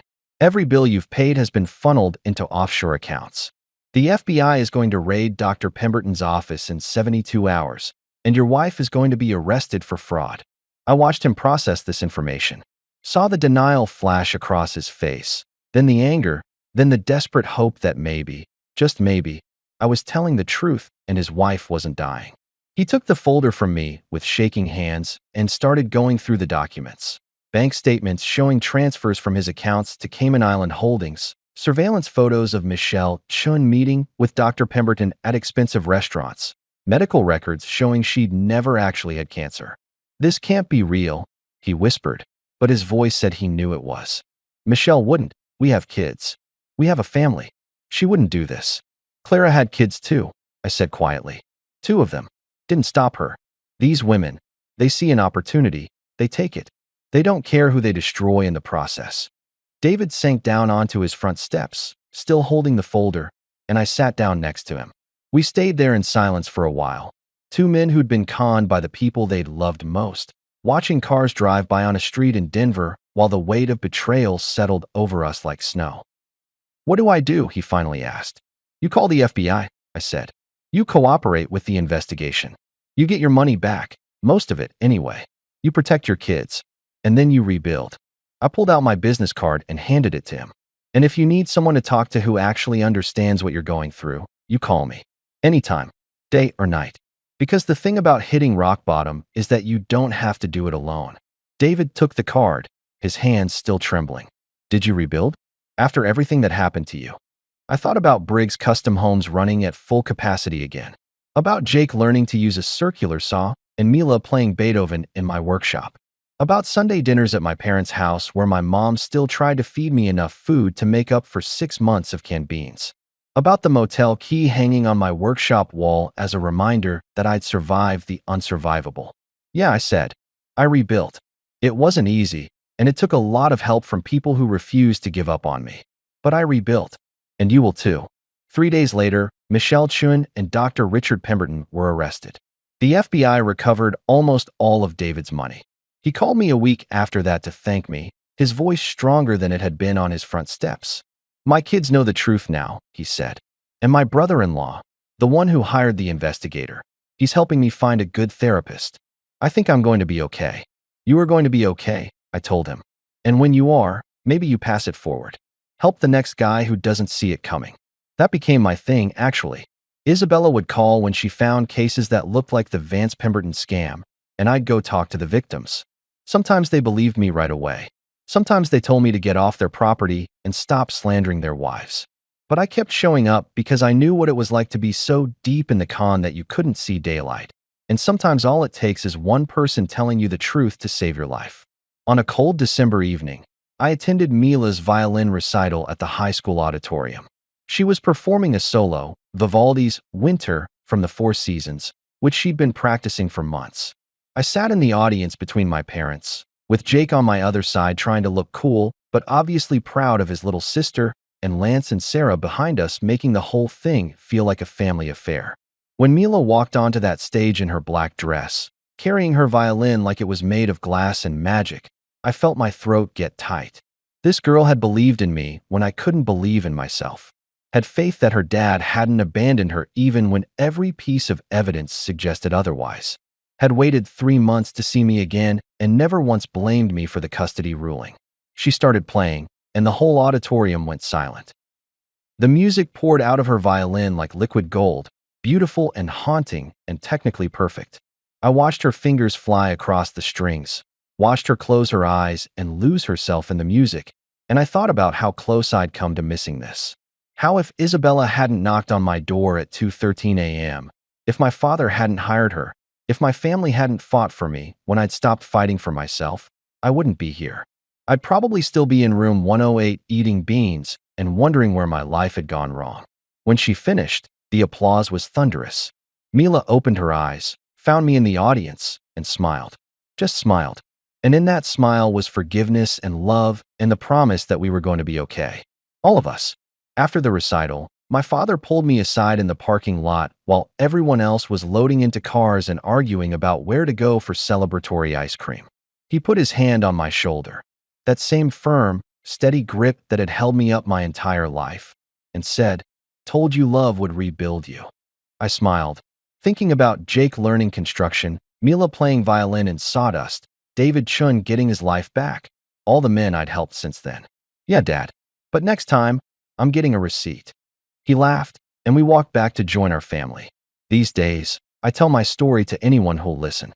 Not because I want sympathy or attention, but because somewhere out there is another Carter Briggs getting conned by another Clara. Another David Chin selling his car to save someone who's planning to leave him bankrupt and broken.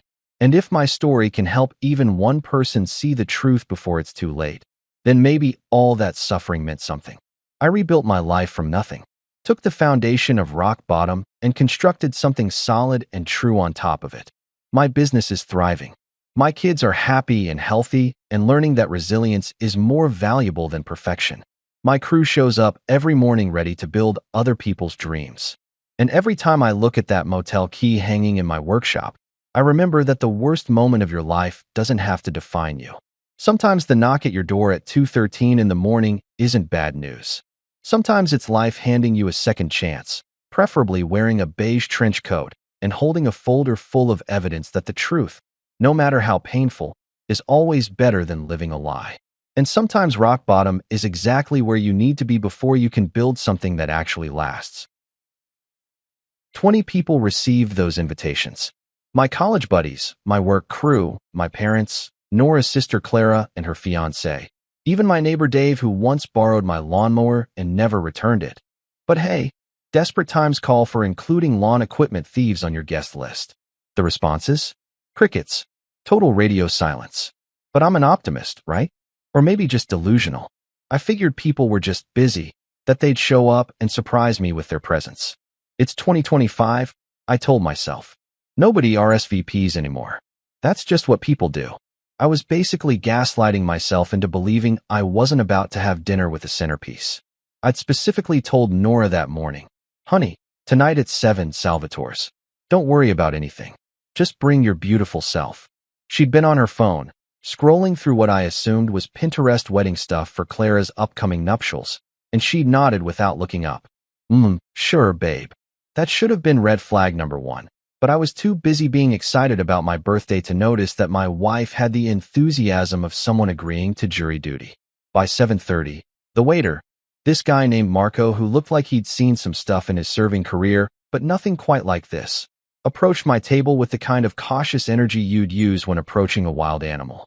"Sir," he said, his Italian accent making even my humiliation sound elegant, "should I perhaps bring out the appetizers?" Or would you like to wait for your guests? Let's give them a few more minutes, I said, trying to sound casual, like I wasn't slowly dying inside. Traffic, you know how it is. Marco nodded, but his eyes told a different story. They said, my friend, there is no traffic that makes an entire party disappear. But he was professional, I'll give him that. He just refilled my water glass and disappeared back into the kitchen, probably to tell the other staff about the sad guy in booth 7 who was about to eat enough calamari for 12 people by himself. At 8 o'clock, I finally pulled out my phone and started texting. First Nora. Hey, where are you? Nothing. Then my best friend Jake from college. Dude, you coming? Read at 8:03 p.m. No response. Then my mom. Everything okay? She replied 40 minutes later with, oh sweetie, your father and I are at a pottery class. Is that tonight? A pottery class. My parents chose throwing clay over their only son's birthday. At least now I know where I got my winning personality. The breaking point came when Marco returned with the birthday cake I'd special ordered. A massive chocolate monstrosity with happy birthday, legend, written in gold frosting. Because yeah, I'd actually called myself a legend on my own birthday cake. The bakery lady had asked what I wanted it to say, and in a moment of what I thought was charming self-awareness, but was actually just sad, I'd gone with legend. Marco placed it on the table, and this giant balloon I'd requested, also proclaiming my legendary status, bobbed above it like a monument to my social failure. Sir, Marco said, and I could hear the pity in his voice. Should I cut the cake, or just you? The way he said just you was so loaded with sympathy that I almost started laughing. Here was this stranger, this professional food bringer, showing me more consideration on my birthday than my actual family. You know what, Marco? I said, feeling that manic energy that comes right before you either cry or do something stupid. Let's wrap this bad boy up. I'm taking this party to go. I handed him my credit card, the one that still had room on it before the Nora wedding expense avalanche of the following week, and tried to smile like this was all part of some elaborate plan. The bill came to $237. For context, that's about $50 per text message ignored. Marco wrapped up the untouched food in enough aluminum foil to roof a small shed, carefully boxed the cake, and even gave me a free tiramisu for the road. Happy birthday, my friend, he said, shaking my hand. You are too good for people who don't show up. I drove home in my Honda Civic, because of course a guy eating alone on his birthday drives a Civic, with a cake-riding shotgun and a balloon bumping against the ceiling every time I hit a pothole. My phone stayed silent the entire 15-minute drive. No calls, no texts, no sorry, got stuck at that pottery class/work emergency/alien abduction that prevented me from acknowledging your existence. When I pulled into my driveway, the only one waiting for me was Toby, our 5-year-old golden retriever. I could see him through the front window, tail wagging, probably the only living being who'd actually been excited about my birthday. I walked in, put the cake on the counter, and Toby looked at me with those big brown eyes that somehow contained more empathy than my entire social circle combined. Even he seemed to be giving me that head tilt that dogs do when they're trying to figure out why their human is so pathetically sad. I changed into sweatpants, grabbed a fork, and ate birthday cake directly from the box while Toby sat next to me on the couch. No plates, no dignity, just a 35-year-old man and his dog, watching SportsCenter highlights and contemplating what invisible superpower I'd unlocked to become this forgettable. As I finally crawled into bed around midnight, I remember thinking that maybe tomorrow would make sense. Maybe there was a surprise coming. Maybe I'd wake up to a flood of apologetic texts. Spoiler alert, I wouldn't. But what I would wake up to was way more interesting than apologies. I just didn't know it yet.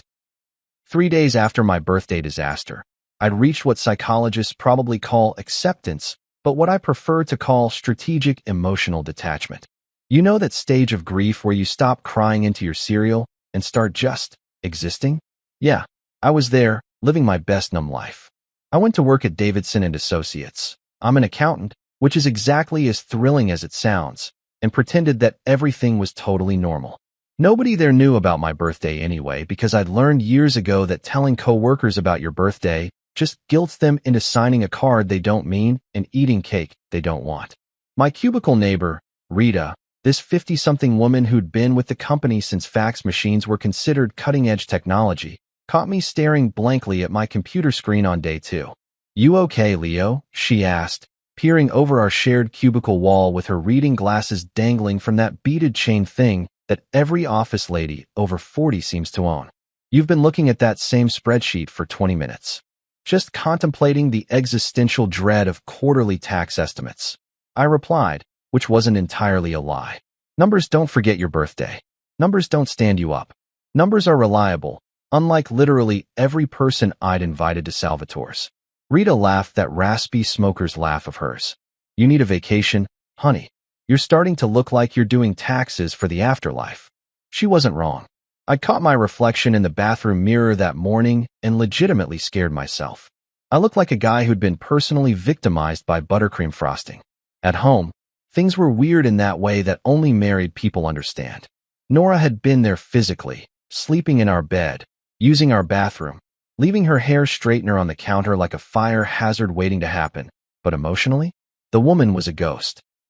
We'd had maybe 3 conversations since my birthday, and they were all about mundane stuff like whether we needed more paper towels or if I'd remember to take the trash out.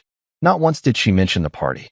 Not once did she say, "Hey, sorry I completely bailed on the one day a year that's supposed to be about you." I kept waiting for some grand explanation. Maybe she'd been planning a surprise, and it fell through. Maybe she'd been in a minor car accident that erased her memory but left her physically unharmed. Maybe she'd been abducted by aliens who specifically targeted women who forget their husbands' birthdays. But no explanation came. Just silence and the sound of her scrolling through Instagram at 11 p.m. while I pretended to sleep next to her. By day 3, I'd convinced myself that maybe I was overreacting. Maybe everyone had actually planned some elaborate delayed surprise, and I was just being impatient. "They're probably organizing something for this weekend," I told Toby during our morning walk. He looked at me with those judgmental dog eyes that said, "Dude, you're kidding yourself," and even I know it. I was in the middle of reconciling a client's business expenses, riveting stuff involving a lot of restaurant receipts and questionable business meetings, when my phone buzzed on my desk. It was 9:47 a.m., exactly the time when Nora usually took her first coffee break at the boutique marketing firm where she worked. I figured maybe, finally, she was going to acknowledge the elephant in the room. Maybe she'd text something like, "We need to talk about your birthday," or, "I'm sorry I'm the worst wife in the continental United States." I picked up my phone, swiped to unlock it, and read the message that would fundamentally change the trajectory of my entire marriage. "Hey, I need $15,000 for Clara's wedding dress. It's Vera Wong. Deposit due today." I read it 3 times. Then a 4th time, just to make sure I wasn't having a stroke or experiencing some kind of accountant-induced hallucination brought on by too much Excel exposure. $15,000. For a dress. For her sister. Due today. No, good morning. No, hope you're having a good day. Definitely no, hey, about your birthday. I'm a terrible person and here's why I missed it. Just a straight-up cash request with the casualness of someone asking to borrow a cup of sugar. The audacity was almost impressive. It took real talent to ignore someone's birthday and then hit them up for the price of a used Honda 3 days later. I sat there in my cubicle, staring at my phone like it had just told me the earth was flat and vaccines cause prosperity. Rita popped her head over the wall again. "You look like you just saw your own audit report," she said. "What's wrong?" "My wife just asked me for 15 grand, I said, still processing. "For her sister's wedding dress." Rita's eyebrows shot up so fast I thought they might achieve liftoff. 15,000? For a dress? What's it made of? Unicorn hair and good intentions. Apparently it's Vera Wong, I said, as if that explained everything. To Nora and Clara, dropping designer names was like casting a spell that made ridiculous expenses seem reasonable. "It's Vera Wong" was supposed to make me go, "Oh well, in that case, let me just liquidate my retirement fund." "Let me get this straight," Rita said, fully invested in my drama now. She pulled her rolling chair closer to the cubicle wall. "She didn't show up to your birthday." "Yes, I know about that. Janet from HR told everyone. And now she wants you to drop 15K on her sister's dress?" "Yep, I confirmed. That about sums it up. And the deposit is due today?" Apparently fashion waits for no man. Or budget. Rita let out a low whistle. "Leo, honey, I've been married 3 times. Trust me when I say this is what we call a red flag the size of Texas." Coming from someone who'd been through the divorce rodeo multiple times, this assessment carried weight. I looked back at my phone. The message just sat there, demanding and oblivious. No, please. No, if you can. Just a statement of need. As if my bank account was a public utility designed specifically to fund Clara's wedding fantasies. For context, Clara was Nora's younger sister by 3 years, and she'd been engaged to her fiancé Brett for approximately 8 months. Brett worked in cryptocurrency, which I was pretty sure meant unemployed but with a Bitcoin wallet, and Clara worked as an influencer, which definitely meant unemployed but with an Instagram account. The wedding, scheduled for 2 months from now, had already cost me more money than I'd spent on my own wedding 8 years ago.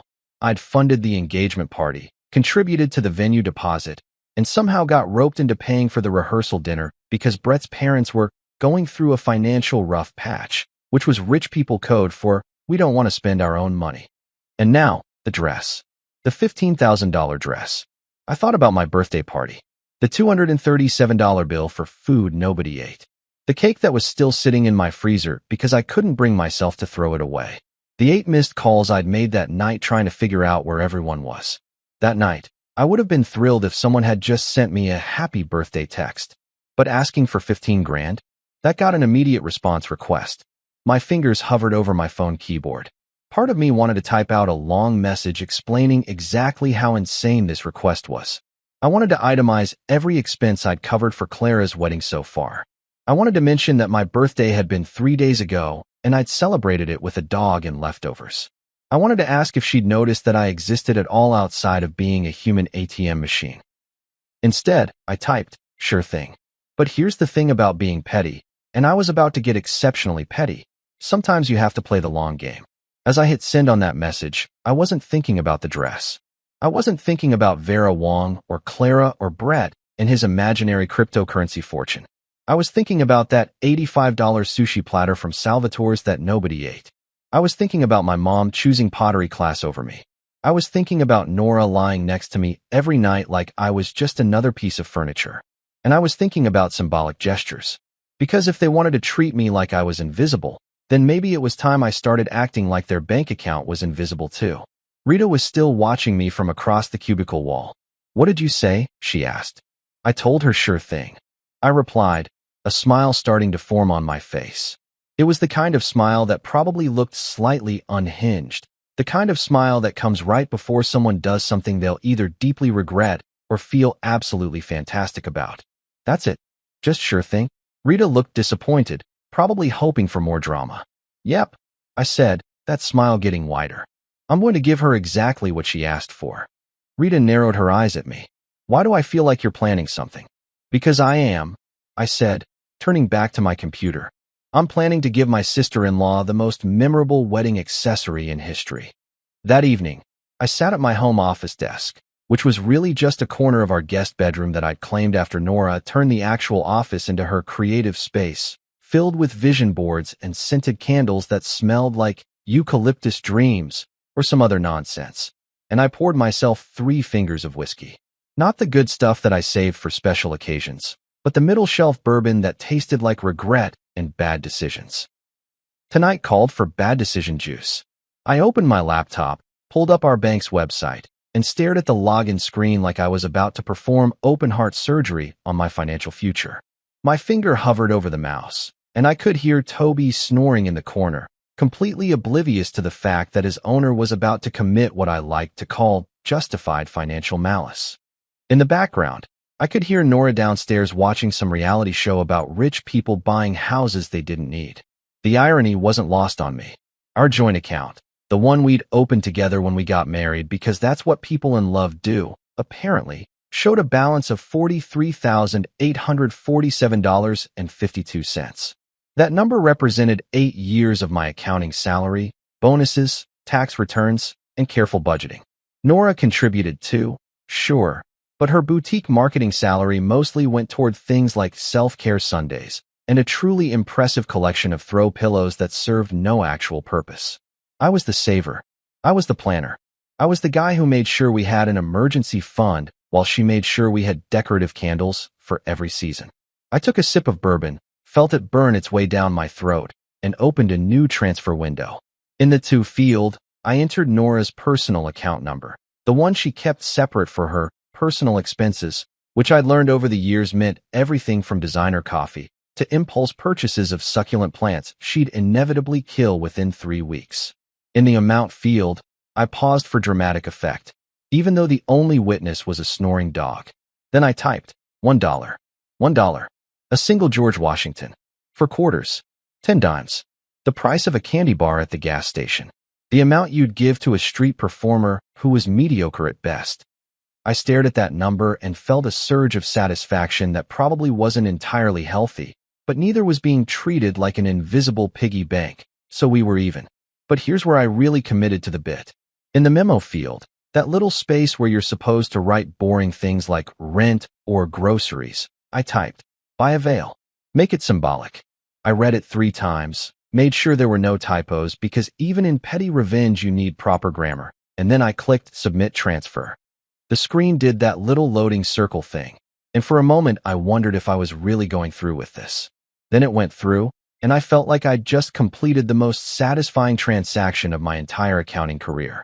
But I wasn't done. Oh no, I was just getting started. See, the thing about being an accountant is that you understand money in ways that normal people don't. You understand access, control, and the beautiful complexity of joint versus individual accounts. And you understand that sometimes the best revenge isn't loud, it's systematic. I pulled up our other joint account, the savings account where we'd been putting money for a future house that Nora wanted to buy in the suburbs, even though we already had a perfectly good house. Balance, $28,392.17. I clicked on the account settings, navigated to the management options, and selected Freeze Account. The website asked me if I was sure. Oh, I'm sure, I said out loud to my computer screen. I'm surer than I've been about anything in my entire life. Click. Frozen. Next, the credit card. We had a joint credit card with a $20,000 limit that we used for household expenses. Nora's definition of household expenses included things like spa days and designer handbags, but that was about to become a non-issue. I called the credit card company, because some things you have to do over the phone with an actual human being who sounds bored with your drama, and requested to freeze the account due to potential fraud. Has there been unauthorized activity, sir? The customer service rep asked. His name was Brandon, according to the robotic voice that announced it, and he sounded like he'd rather be literally anywhere else. You could say that, I replied, taking another sip of bourbon. Someone's been making unauthorized purchases on my emotional bank account, and I need to protect my assets. There was a pause. Sir, I meant on the credit card. Oh, right. Yeah, freeze it. I think someone might try to charge $15,000 for a dress, and I'm not about that life. Brandon sounded confused but complied. The card is now frozen, sir. You'll receive a confirmation email. Brandon, you're a hero, I said. Give yourself a raise. I can't do that, sir. Then take an extra cookie from the break room. You've earned it. After I hung up, I moved on to Phase 3 of Operation Financial Independence, passwords. I changed every single shared password we had. Netflix? Changed to Nora is the Worst 2025. Hulu? Changed to Remember My Birthday. Amazon Prime. Changed to One Duel Larvale, with random capitals because even my passwords were getting sarcastic. I was having the time of my life, honestly. Every password change felt like a tiny revolution. But the piece de resistance, the crown jewel of my revenge plan, was the smart lock. 6 months ago, Nora had insisted we install a fancy smart lock on our front door because she'd seen it on some home improvement show and decided we needed to be modern. I'd paid the installer $200 to set it up, and now I was about to get my money's worth. I pulled up the smart lock app on my phone, navigated to user management, and stared at Nora's profile. Her access code was still active, still programmed to let her waltz into our house whenever she pleased. I selected her profile and clicked Remove User. The app asked me to confirm. Confirm. I said out loud, probably louder than necessary. Confirm with extreme prejudice. Her access code disappeared from the system. I then changed the master code to something she'd never guess. 0-3-2-5, which was the date of my birthday that she'd so spectacularly forgotten. The irony was so beautiful, I almost cried. Almost. I saved my tears for sad dog movies and the series finale of The Office like a normal person. To really complete the technological lockout, I went into our shared Google Calendar, where Nora kept track of her yoga classes and brunch dates, and removed her editing access. She could view it, but she couldn't change it. Then, in a move that might have been overkill but felt absolutely necessary, I created a new calendar event for today's date that just said the day Leo stopped being a doormat, and made it repeat annually. I sat back in my chair, drained the rest of my bourbon, and looked at what I'd accomplished. In the span of about 45 minutes, I'd transferred one symbolic dollar, frozen 2 bank accounts, locked down a credit card, changed a dozen passwords, and turned our house into a fortress that my own wife couldn't access. It was the most productive I'd felt in months. Toby woke up from his nap, stretched, and padded over to me. He put his head on my knee and looked up at me with those big eyes. "You're judging me, aren't you?" I asked him. He licked my hand, which I took as dog language for "no judgment here, boss." "You do you." I could still hear Nora downstairs, laughing at something on TV. She had no idea what I'd just done. She had no idea that tomorrow morning, when she tried to buy her overpriced latte with our credit card, it would decline. She had no idea that when she tried to check our savings account, she'd see a big fat, frozen status. And she definitely had no idea that she'd received $1 for her sister's wedding dress. Part of me felt guilty.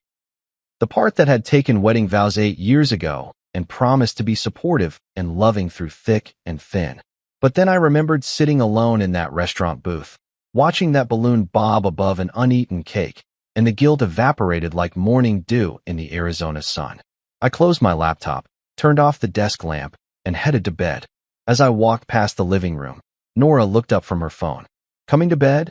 she asked, like we were still living in some normal marriage where people remembered birthdays and didn't treat their spouses like ATMs. "Yep," I said, smiling. "Just finished some important financial planning." She nodded and went back to her phone. I climbed into bed, and for the first time in 3 days, hell, for the first time in months, I slept like a baby. A petty, vindictive baby who'd just changed all the locks, but a baby nonetheless. Even Toby, curled up at the foot of the bed, seemed to sense that something had shifted. Tomorrow was going to be interesting. Tomorrow was going to be very, very interesting. I woke up the next morning feeling like I'd just won the lottery, except instead of millions of dollars, I'd won something way better: inner peace. The kind of peace that comes from knowing you've finally stood up for yourself, even if that meant being petty enough to require a clinical diagnosis. Sunlight streamed through the bedroom window. Birds were chirping outside like this was some Disney movie, and Toby was doing that thing where he stares at you until you wake up and feed him. It was shaping up to be a beautiful day. Then I looked at my phone, and all hell had apparently broken loose while I was dreaming about financial independence. 18 missed calls from Nora. 18. That's not a pocket dial situation. That's not a "hey, just checking in" situation. That's a full-blown emergency-level communication attempt. The call log looked like a timeline of increasing desperation. 3 calls at 7 a.m., 5 more by 8:30, and then a rapid-fire succession of calls between 9 and 9:15 that suggested someone had discovered their credit card didn't work at Starbucks.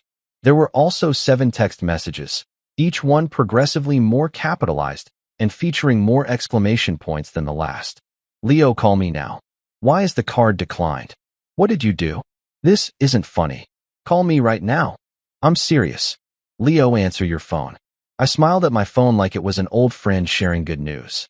The satisfaction I felt was probably unhealthy, but so was eating an entire birthday cake alone, and I'd survived that just fine. But wait, there was more. 4 missed calls from Patricia, Nora's mother, who I lovingly referred to as the bank account inspector because the woman had never met a financial boundary she couldn't trample. Patricia had this special talent for making you feel guilty about not spending money you didn't have on things nobody needed. She'd probably been the one encouraging Clara to go for the Vera Wang dress in the first place. And then, the cherry on top of this chaos Sunday, 2 missed calls from Clara herself. Clara, who under normal circumstances wouldn't call me if I was the last person on earth with a working phone.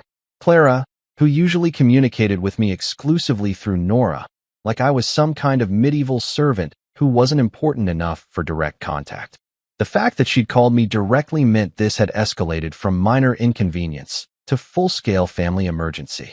I was scrolling through this beautiful disaster of a notification screen, contemplating whether to make coffee before dealing with the inevitable confrontation when my phone rang again. The caller ID showed First National Bank, and I knew exactly who it was. Mr. Russo, the bank manager who I'd been working with for the past 6 years and who had witnessed my financial journey from optimistic newlywed to guy who eats spreadsheets for breakfast. "Good morning, Mr. Russo," I answered, trying to sound professional despite the fact that I was still in bed wearing boxers with little hamburgers printed on them, a gift from Nora back when she still gave a damn about my existence. "Leo," Mr. Russo said, and I could hear that barely contained amusement in his voice that people get when they're trying to be professional but also witnessing the best drama of their week. "I'm calling because we have a situation at the branch." "A situation?"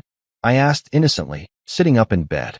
Toby perked up his ears, sensing that something entertaining was about to happen. "Your wife and her family are currently in my office," he said, and I could picture the scene perfectly. Nora in her designer athleisure were looking indignant. Patricia clutching her pearls like this was a Victorian melodrama, and Clara probably scrolling through Pinterest boards of wedding dresses she couldn't afford. "They're claiming that you've lost your mind and are requesting that we perform a psychiatric evaluation to restore their access to your accounts." I laughed. Actually laughed out loud, the kind of laugh that makes dogs look at you with concern. "A psychiatric evaluation? That's creative. I'll give them points for originality." Mr. Russo chuckled. "They're quite insistent. Mrs. Hayes, your wife, suggested that you might be having some kind of mental breakdown due to work stress. Her mother mentioned something about early-onset dementia, even though you're 35. He paused. "They also mentioned something about a $1 transfer for a wedding veil." "Ah yes, my masterpiece," I said proudly. "I take it they received that." "They did, and they're not happy about it. Your sister-in-law appears to be stress-eating the complimentary mints from the reception desk." I heard what sounded like Patricia's voice in the background, demanding and shrill. Mr. Russo covered the phone for a moment, then came back. "Your mother-in-law is insisting that no sane person would send $1 when asked for 15,000. Tell her she's absolutely right," I said, getting out of bed and padding toward the kitchen. I needed coffee for this. No sane person would ask for $15,000 for a dress 3 days after forgetting their husband's birthday either. But here we are, living in an insane world. There was a beat of silence. Then Mr. Russo spoke in a lower voice, like he was sharing a secret. "Between you and me, Leo, I've been doing this job for 23 years. I've seen people do crazy things with money. But what you did, that's not crazy. That's what we in the business call setting boundaries. Though I can't officially say that while your in-laws are sitting in my office. So what exactly are they asking for?" I asked, scooping coffee grounds into the machine. The smell alone was already improving my mood. Full access restored to all accounts, removal of all freezes, and an apology. "Your mother-in-law specifically mentioned something about you needing to remember your place in this family." The way he said it made it clear what he thought about that particular demand. "My place in this family," I repeated slowly, letting each word sink in. "You mean my place as the guy who pays for everything while being treated like furniture?" "I didn't say that," Mr. Russo replied quickly, but I could hear the smile in his voice. "But I'm also not disagreeing with your assessment." I poured myself a cup of coffee, added way too much sugar because today was a celebration, and leaned against the kitchen counter. Through the window, I could see Mrs. Henderson next door watering her garden, completely oblivious to the financial warfare happening in my life. "Mr. Russo, I have a question for you as both my bank manager and someone who's witnessed this train wreck of a marriage from a fiscal perspective. I'm listening. If someone treated you like an ATM machine, forgot your birthday, and then asked you for 15 grand 3 days later, what would you do?" He didn't even hesitate. "I'd tell them the ATM is out of service indefinitely." "That's what I thought," I said, grinning. "So here's what I want you to tell them. The accounts stay frozen. All of them. If they want to claim I'm mentally unfit, they're welcome to pursue that legally. But something tells me no psychiatrist is going to side with the people who forgot someone's birthday and then immediately asked them for a small fortune. And the credit card? Keep it frozen. Tell them it's climate change. Tell them Mercury is in retrograde. Tell them whatever makes you happy." Mr. Russo actually laughed at that, a real genuine laugh. "You know, Leo, I've had this job for over 2 decades, and this is the first time someone's blamed Mercury retrograde for a frozen credit card. I kind of love it. Feel free to use that with other customers, I said. I'm generous like that. What should I tell them about the $1 transfer? He asked. Tell them it's symbolic. Tell them it represents exactly how much consideration they showed for my feelings. Tell them it's modern art and they just don't understand it yet. I took a sip of coffee, savoring both the caffeine and the chaos I'd created. Actually, you know what? Tell them I'm happy to send another $1 if they want to buy matching veils. I'm a generous guy. I could hear muffled arguing in the background, Patricia's voice rising above the others. Mr. Russo covered the phone again, then came back. Your mother-in-law is threatening to report this to the police. For what? Financial self-defense. Please, let her try. I'd love to watch a cop explain that it's not illegal to control your own bank accounts. I finished my coffee and poured another cup. Mr. Russo, keep everything locked down. And thank you for calling me instead of just letting them bully you into giving them access. Leo, he said, his voice sincere now. I've been in banking long enough to recognize when someone's being taken advantage of. Keep those accounts frozen as long as you need to. And for what it's worth, I hope your birthday was at least somewhat enjoyable, even if your family forgot about it. It was memorable, I said. And this morning is turning out pretty great too. After hanging up, I sat at my kitchen table with my second cup of coffee, watching my phone light up with more calls and texts. Each notification was like a little victory, proof that my symbolic dollar had hit its target perfectly. Toby sat next to me, and I gave him a piece of bacon from my breakfast. You know what, buddy? I said to him. Today's going to be a good day. I made it exactly 4 hours and 17 minutes into my workday before Nora showed up at my office like a tornado wearing designer yoga pants. I was in the middle of explaining to a client named Gerald why he couldn't write off his jet ski as a business expense. No, Gerald, taking clients for maritime networking sessions doesn't count. When Rita's head popped over the cubicle wall with an expression that screamed, incoming missile alert. Leo, she whispered urgently. Your wife just walked past reception, and she looks like she's about to commit a felony. I barely had time to process this information before Nora appeared in the entrance to my cubicle. And let me tell you, the woman was radiating the kind of fury that makes nuclear reactors look stable. Her face was flushed, her perfectly highlighted hair was slightly disheveled, which for Nora was basically the equivalent of showing up naked. And she was gripping her phone so hard I thought the screen might shatter. Gerald, I'm going to have to call you back, I said into my phone, not taking my eyes off my wife.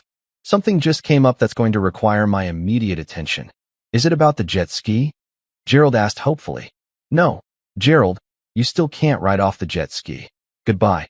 I hung up and leaned back in my office chair, trying to look casual even though my heart was doing that thing where it beats faster than a hummingbird on espresso.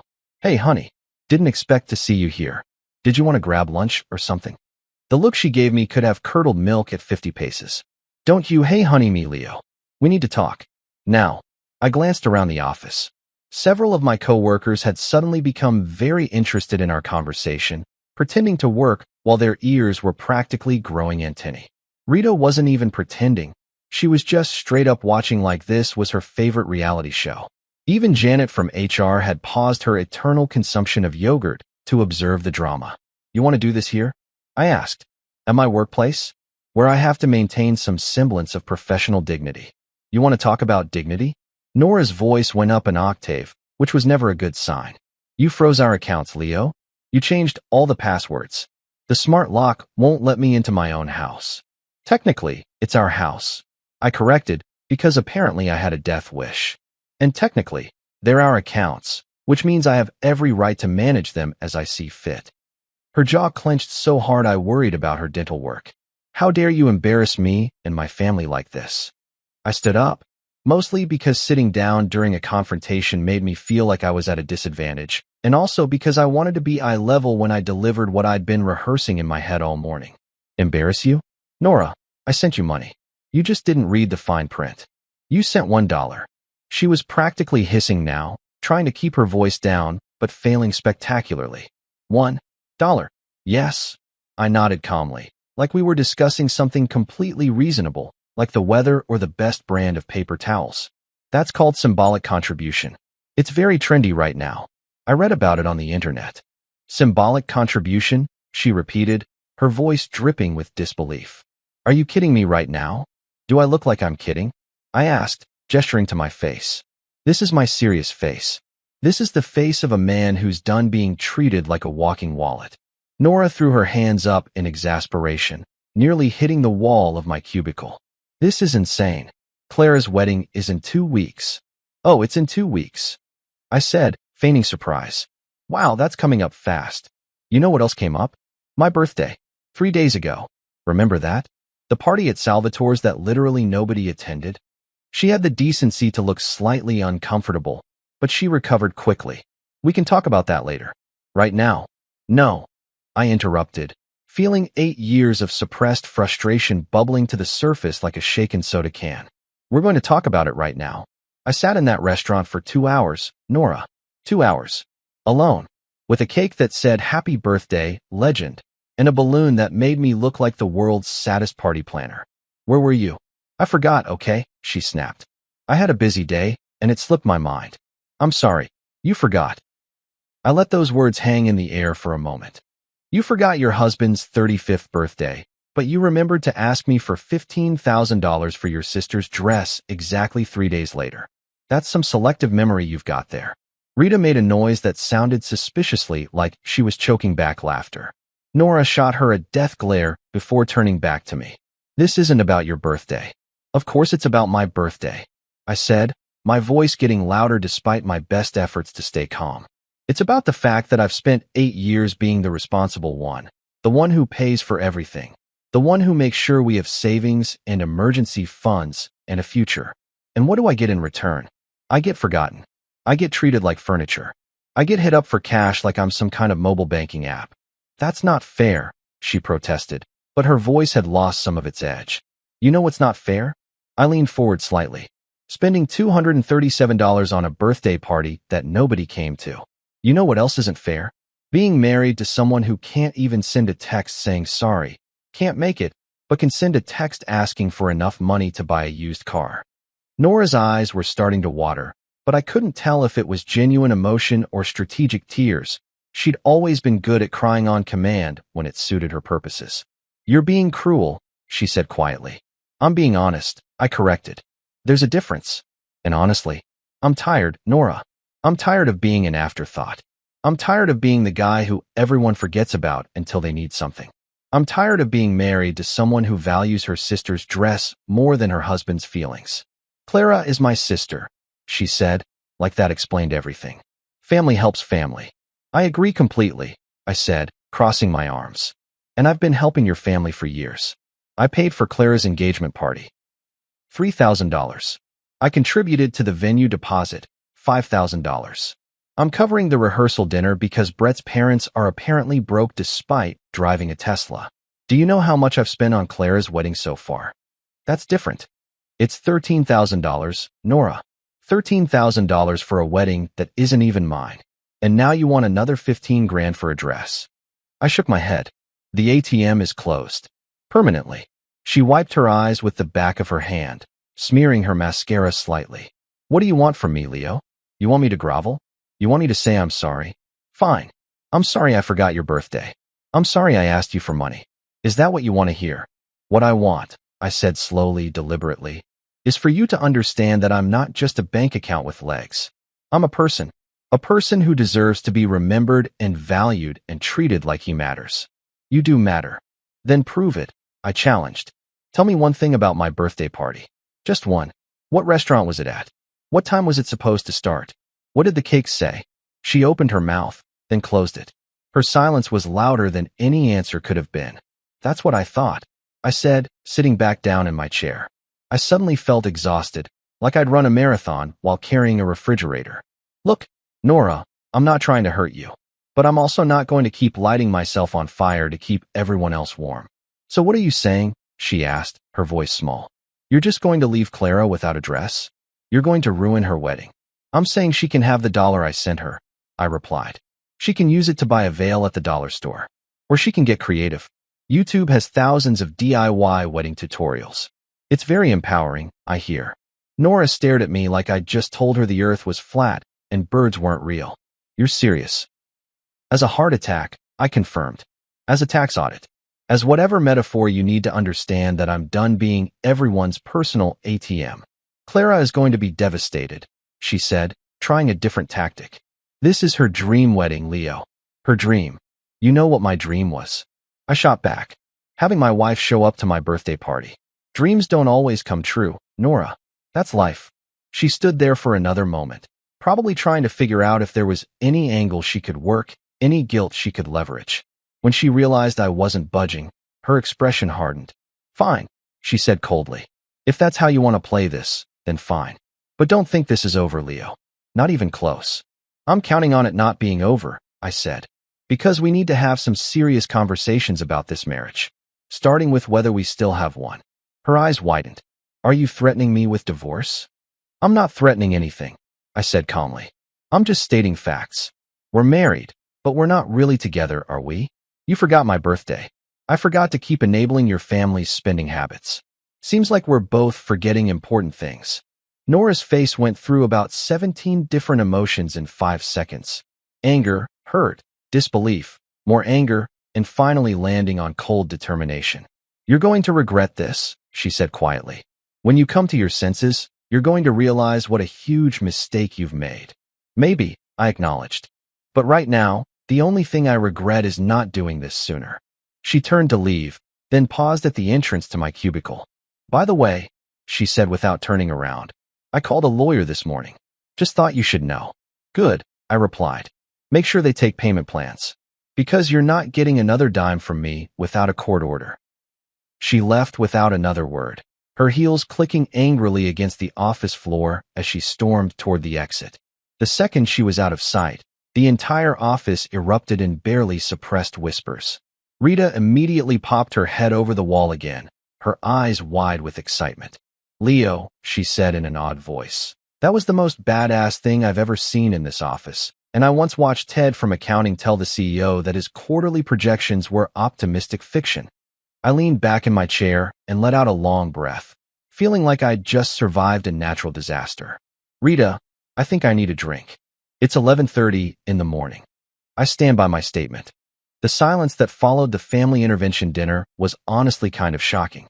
I'd expected World War III, complete with angry phone calls, threatening texts, and maybe even a strongly worded email from Patricia with excessive use of the exclamation point key. But instead, nothing. Radio silence. Complete and total communication blackout. Day 1 after the intervention, I woke up and checked my phone like I was expecting a natural disaster alert. 0 notifications from the in-laws. 0 messages from Nora. Even my group chat with my college buddies, the one where Jake occasionally sent memes at 3 a.m., was dead quiet. It was like I'd entered some kind of alternate dimension where phones existed, but nobody used them to harass me about money. This is weird, right? I asked Toby over breakfast. He was crunching his kibble, completely unbothered by the social ramifications of my actions. Like, suspiciously weird. The calm before the storm kind of weird. He looked at me with those patient dog eyes that said, Dude, you're overthinking this. Just enjoy the peace. So I did. I went to work, came home, made dinner for one, and discovered something absolutely revolutionary. Life without constant drama was actually pretty damn peaceful. That first week, I cooked actual meals instead of eating takeout while standing over the sink like some kind of depressed bachelor from a rom-com. I made stir-fry on Tuesday, attempted pasta carbonara on Wednesday. It was mediocre but edible, and on Thursday, I went full domestic god and roasted a whole chicken. A whole chicken. For myself. And it was delicious. I started watching TV shows I actually wanted to watch instead of whatever home renovation program Nora insisted on streaming. I binged an entire sci-fi series about space pirates that she would have hated because it's too nerdy, and why are they always in space? Because they're space pirates, Nora. That's literally the premise. I watched it in my boxers with my feet on the coffee table. The expensive coffee table that I was previously forbidden from putting my feet on because it was real wood and not a footstool. Turns out it made an excellent footstool. Toby became the king of the couch, which was another previously forbidden activity. Nora had always insisted that dogs belonged on the floor because furniture is for humans. But you know what? Toby had been more loyal to me in 5 years than most humans had been in my entire life. So if he wanted to sprawl across the sectional like a furry emperor, he'd earned that right. We watched Space Pirates together, and I swear he was following the plot better than I was. By week 2, I started noticing physical changes. I looked in the bathroom mirror one morning while brushing my teeth and realized I looked different, lighter somehow, less like a guy who was carrying the weight of everyone else's expectations and more like an actual human person with his own life. The bags under my eyes were smaller. My shoulders weren't permanently hunched like I was expecting an anvil to drop on my head at any moment. Even my neighbors noticed. Mrs.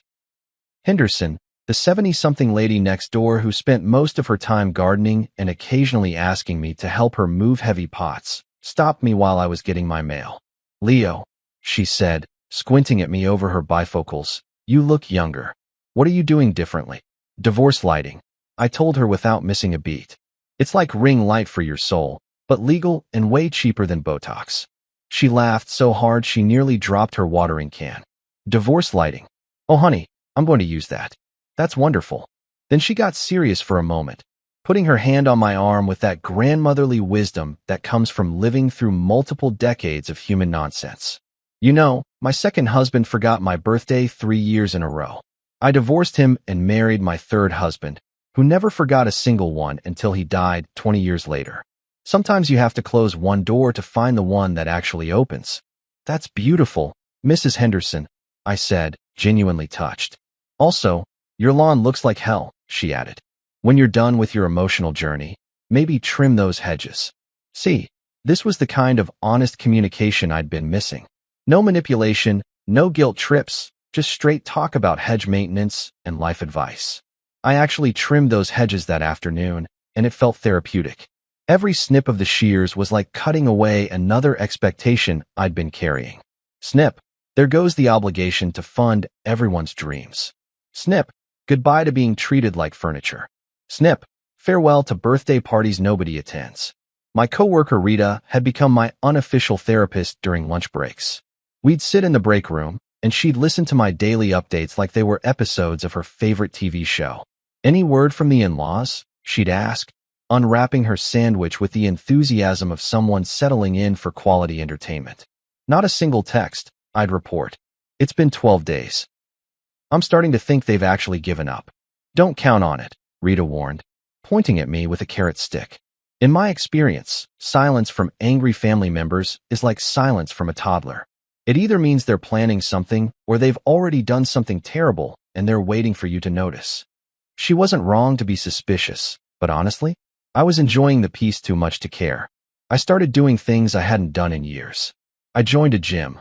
Well, I bought a membership and went twice, which is basically joining a gym in spirit. I reorganized my entire closet and discovered clothes I'd forgotten I owned. I found a shirt from college that still fit, which felt like a personal victory against aging and metabolism. But here's the thing that surprised me most. I started journaling. Not because I suddenly became some kind of poet who needed to document his feelings in flowery language, but because my petty thoughts deserved to be archived for historical purposes. Future Leo needed to remember this moment, this feeling of liberation, so that if I ever considered going back to being a doormat, I could read these entries and slap some sense into myself. My first journal entry was simple. Day 1 of freedom. Ate an entire pizza by myself. Didn't share with anyone.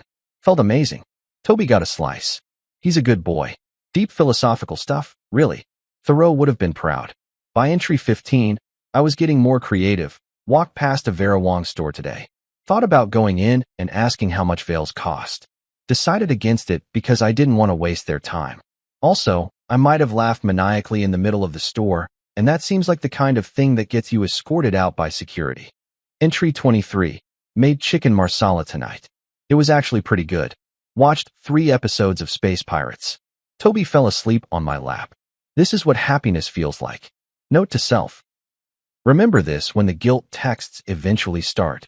My evenings developed a routine that was gloriously, beautifully boring. I'd come home from work, take Toby for a walk around the neighborhood, cook something reasonably healthy, and then spend the rest of the night doing whatever I wanted. Sometimes I'd read books I'd been meaning to get to for years. Sometimes I play video games that Nora always said were a waste of time, but were actually incredibly relaxing. Sometimes I just sit on the porch with a beer and watch the sunset like some kind of philosophical cowboy contemplating the meaning of life. The house felt different too. Without the constant tension of walking on eggshells around Nora's moods, the place actually felt like home instead of like a museum where I was a reluctant visitor who might break something expensive. I moved furniture around, slightly rebellious but deeply satisfying. I put that ugly vase Patricia had given us as a wedding gift in the back of a closet where it belonged. I hung up a poster of my favorite band that Nora had always vetoed because it didn't match the aesthetic. Screw the aesthetic. My house, my poster, my rules. My buddy Jake finally broke his silence in week 3 with a text that said, "Dude, are you alive?" Instagram says Nora is going through changes, which is divorced woman speak, for my husband finally grew a spine. I texted back, alive and thriving, living my best life. Currently eating ice cream directly from the container while wearing socks with sandals. Living dangerously. Jake, you absolute madman. Socks with sandals? What's next? Cargo shorts. Me. Don't tempt me. I'm feeling rebellious enough to bring back the cargo short. Jake, I'm proud of you, man. Seriously, you should have done this years ago. He wasn't wrong. I should have set boundaries years ago. Should have stood up for myself the first time I felt taken for granted. But better late than never, right? Better to be a 35-year-old man learning self-respect than a 50-year-old man still being treated like an ATM with feelings. The thing about silence, though, is that it can be deceptive. It can make you think the storm has passed when really it's just gathering strength. But for those 3 weeks, I didn't care about the potential storm. I was too busy enjoying the sunshine, eating pizza without judgment, and letting my dog sleep on furniture that cost more than most people's monthly rent. I wrote in my journal that night, Day 21 of freedom. Still no contact from the in-laws. Starting to think they're regrouping. Don't care. Made excellent tacos tonight. Toby agrees they were excellent. We're living our best life. If this is rock bottom is actually pretty comfortable. Little did I know, the silence was about to break. But for that moment, sitting on my couch with my dog and my tacos and my complete lack of family drama, I was the happiest I'd been in years. And no amount of impending chaos could take that away from me. 3 weeks into my newfound freedom, I received what might be the most unexpected invitation of my entire life. Mr. Russo, my bank manager, invited me to a company barbecue. Not as a customer, not as a business obligation, but as what he called an honorary guest and staff legend. The email arrived on a Friday afternoon while I was knee-deep in tax forms for a client who thought creative accounting meant basically committing fraud, but with personality. Subject line, "You're invited. First National Bank Annual Summer Barbecue, featuring our favorite financial revolutionary." I had to read it 3 times to make sure I wasn't hallucinating from too much exposure to Excel spreadsheets. The email explained that my $1 Vail transfer had become legendary among the bank staff.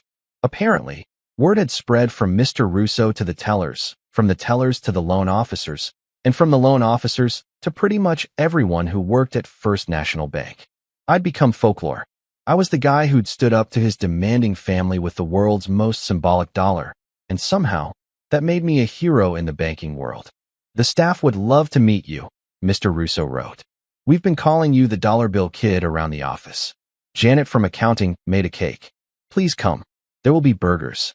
I showed the email to Toby, who was lying on the couch in his usual spot, because yes, he still owned the furniture and I had no regrets about it. "Buddy, I've been invited to a bank barbecue." A bank barbecue.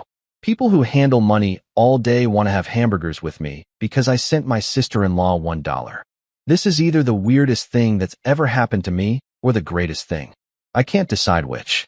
Toby yawned, which I took as his blessing to attend. Saturday rolled around, and I found myself driving to Riverside Park where First National Bank was hosting their annual employee appreciation event. I debated what to wear to a bank barbecue. Business casual felt too formal, but showing up in cargo shorts felt like I was trying too hard to embrace my new rebellious lifestyle. I settled on jeans and a polo shirt, the universal uniform of, I'm trying but not that hard. The park was already buzzing with activity when I arrived. There were kids running around with face paint, a bouncy castle that seemed structurally questionable, and several grills smoking away with the promise of meat cooked by people who probably didn't grill very often but were enthusiastic about it. I spotted Mr. Russo near the main pavilion, flipping burgers with the concentration of a man performing surgery. "Leo," he called out when he saw me, waving a spatula like it was a royal scepter. "You made it. Everyone, this is him. This is the dollar bill kid." I'm not going to lie, being announced like I was some kind of celebrity at a bank barbecue was surreal. Several people actually applauded. A woman in her 30s wearing a First National Bank Your Financial Future t-shirt came up and shook my hand enthusiastically. "I'm Jennifer from the loan department. Your story has been circulating for weeks. You're basically a legend." "I sent $1, I said, still processing the applause. "That's a pretty low bar for legendary status." "You don't understand," Jennifer said, her eyes sparkling with the kind of excitement usually reserved for celebrity sightings or really good sales. "We deal with entitled people all day, every day. People who think rules don't apply to them.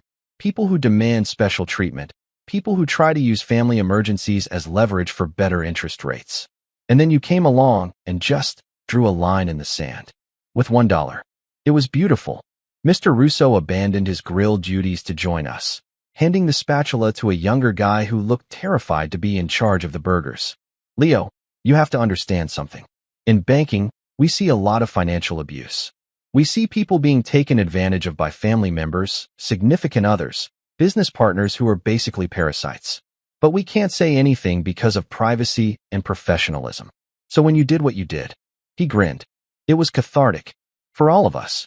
Plus," added a guy named Marcus who worked as a teller, "the note you included, by a veil.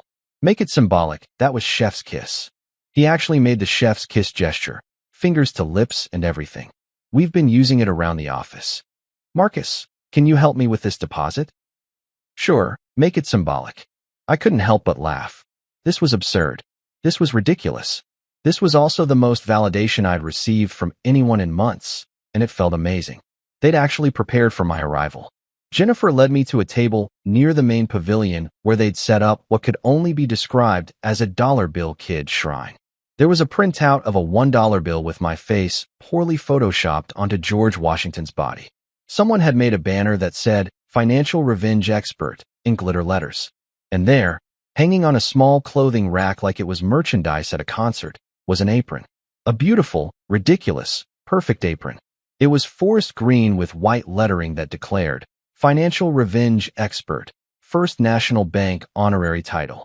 Below that, in smaller letters, specializing in symbolic transfers. "We had it made custom," Mr. Russo said proudly, handing it to me. "You're officially an honorary member of the First National Bank staff. This comes with exactly 0 benefits, but unlimited respect." I put on the apron, feeling like I'd just been knighted by the banking equivalent of royalty. "This is the greatest thing I've ever received," I said honestly. "Better than my wedding gifts. Better than my birthday presents. Better than—" I stopped myself, remembering that nobody had actually given me birthday presents this year, but the point stood. Over burgers, which were slightly burnt but tasted like victory, I ended up telling my story to what felt like half the bank staff. They gathered around the picnic table like I was a campfire storyteller, hanging on every detail about the forgotten birthday, the $15,000 dress request, and the glorious moment I'd transferred exactly $1. "What I don't understand," said a woman named Patricia. Not my mother-in-law Patricia, thank God, but a nice Patricia who worked in customer service. "Is how they thought they could just skip your birthday and then ask for that much money. The audacity alone is worth studying." "Right," I said, gesturing with my burger. "Like, the math doesn't math. 0 birthday acknowledgement plus $15,000 request does not equal a happy husband. Even I can do that equation, and I'm an accountant who once accidentally listed a client's dog as a dependent." The crowd erupted in laughter. Marcus nearly choked on his hot dog. "So what happened after you sent the dollar?" asked a younger guy named Tyler, who looked fresh out of college. "Did they call you? Email? Send a strongly worded letter?"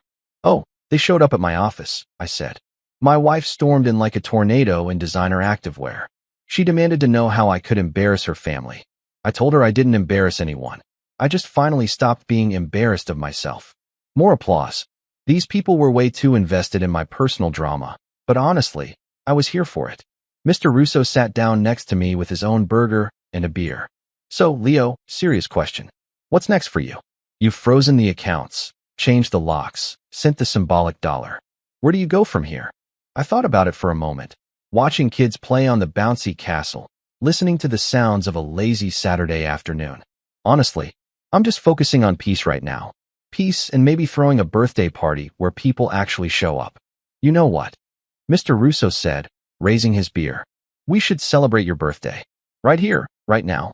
Unofficial redo birthday party. Before I could protest, someone was already bringing out a cake, the one Janet from accounting had apparently made. It was a simple sheet cake with white frosting and blue letters that said, "Happy belated birthday, legend." They'd even included a single candle in the shape of a dollar sign. The entire bank staff sang happy birthday to me in the middle of a public park, and I'm not ashamed to admit that I got a little choked up. Not because the singing was particularly good. Marcus was tone deaf and Tyler forgot half the words. But because these strangers, these people who knew me only as that guy who sent $1, cared more about my birthday than my actual family had.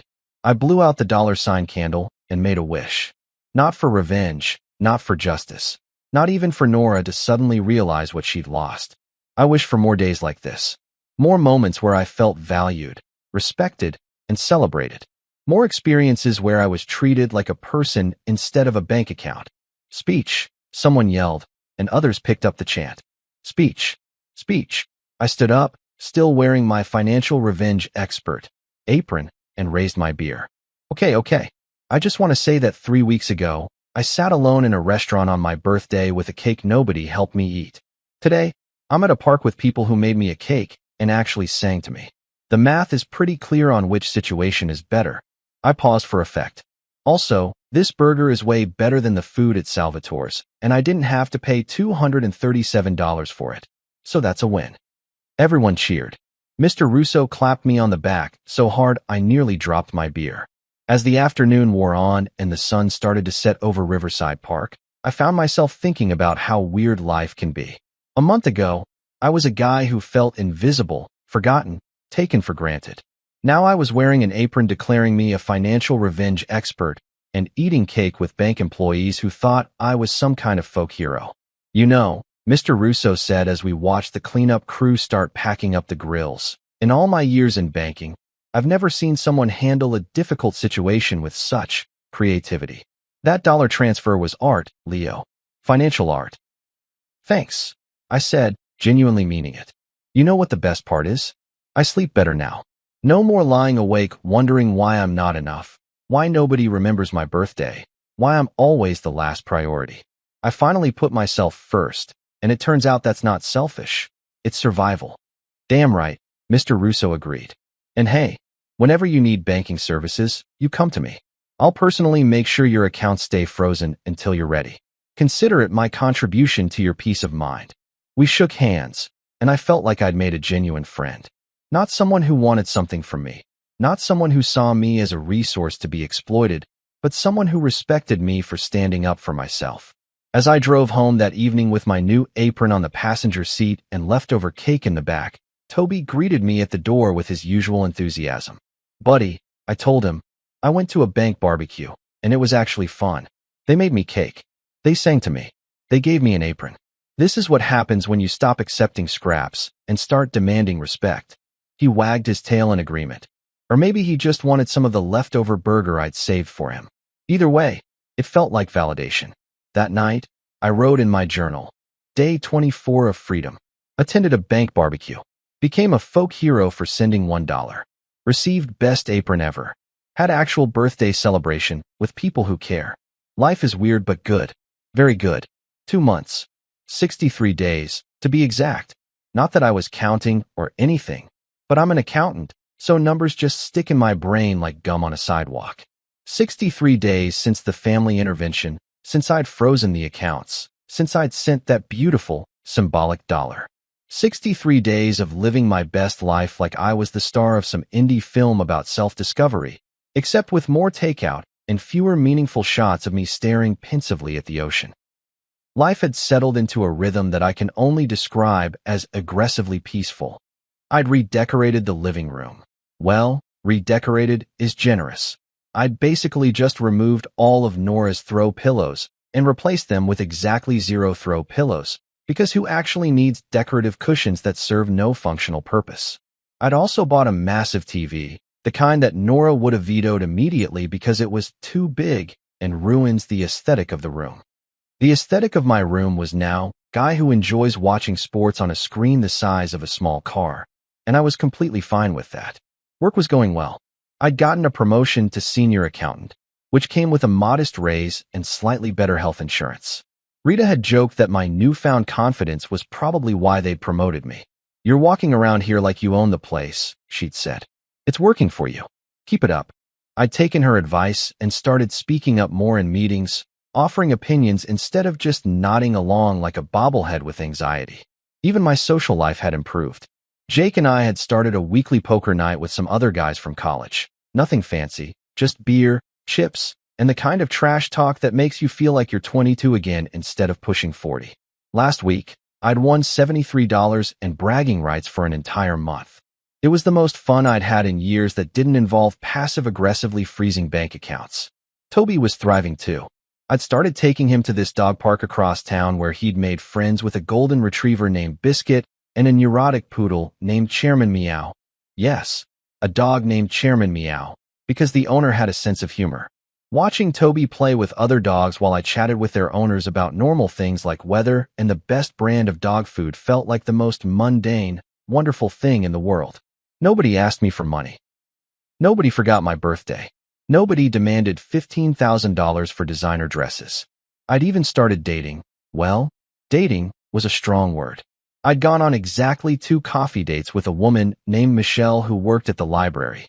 Nothing serious, just casual conversations about books and life and how her ex-husband had tried to convince her that his gaming PC was a household necessity, worth $3,000.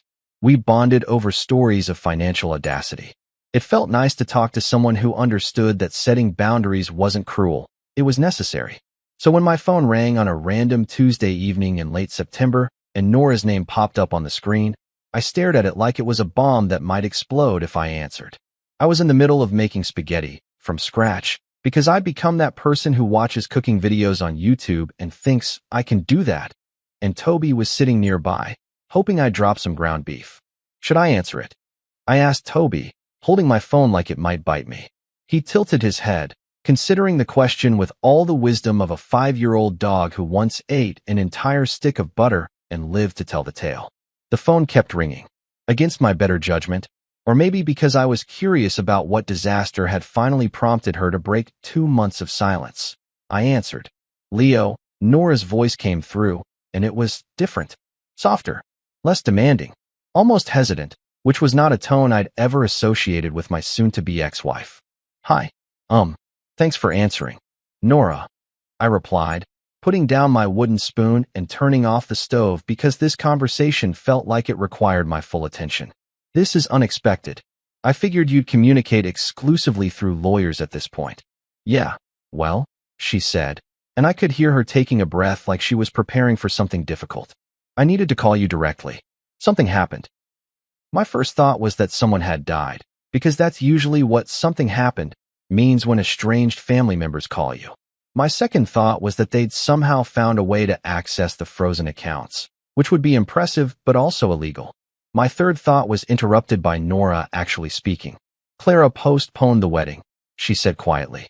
I processed this information for approximately 3 seconds before responding. "Was it the dress?"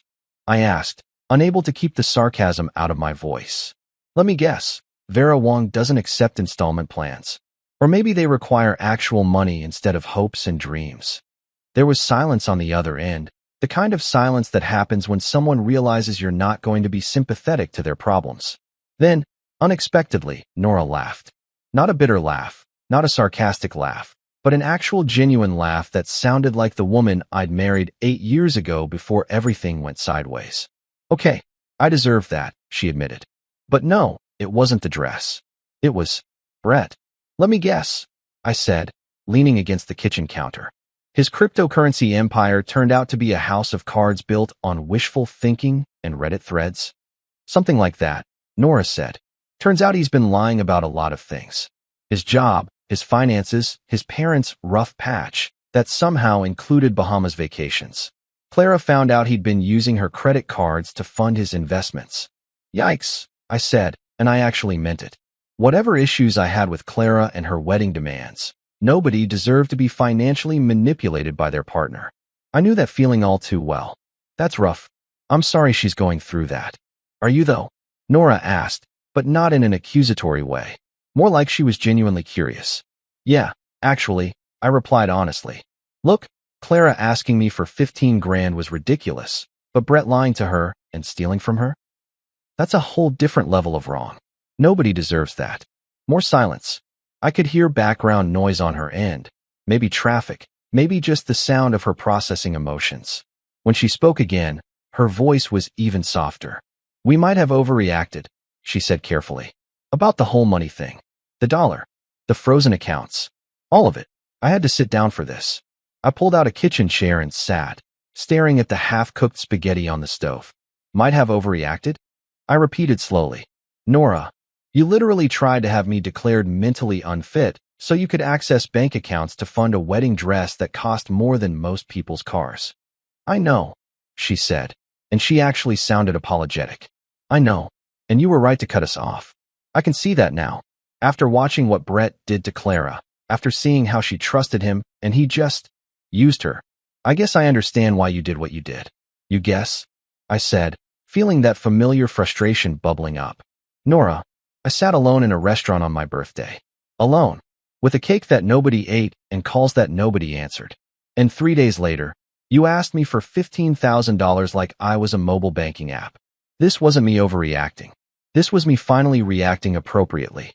You were always the funny one, she said suddenly, and there was something in her voice, nostalgia maybe, or regret, or some emotion I couldn't quite identify over the phone.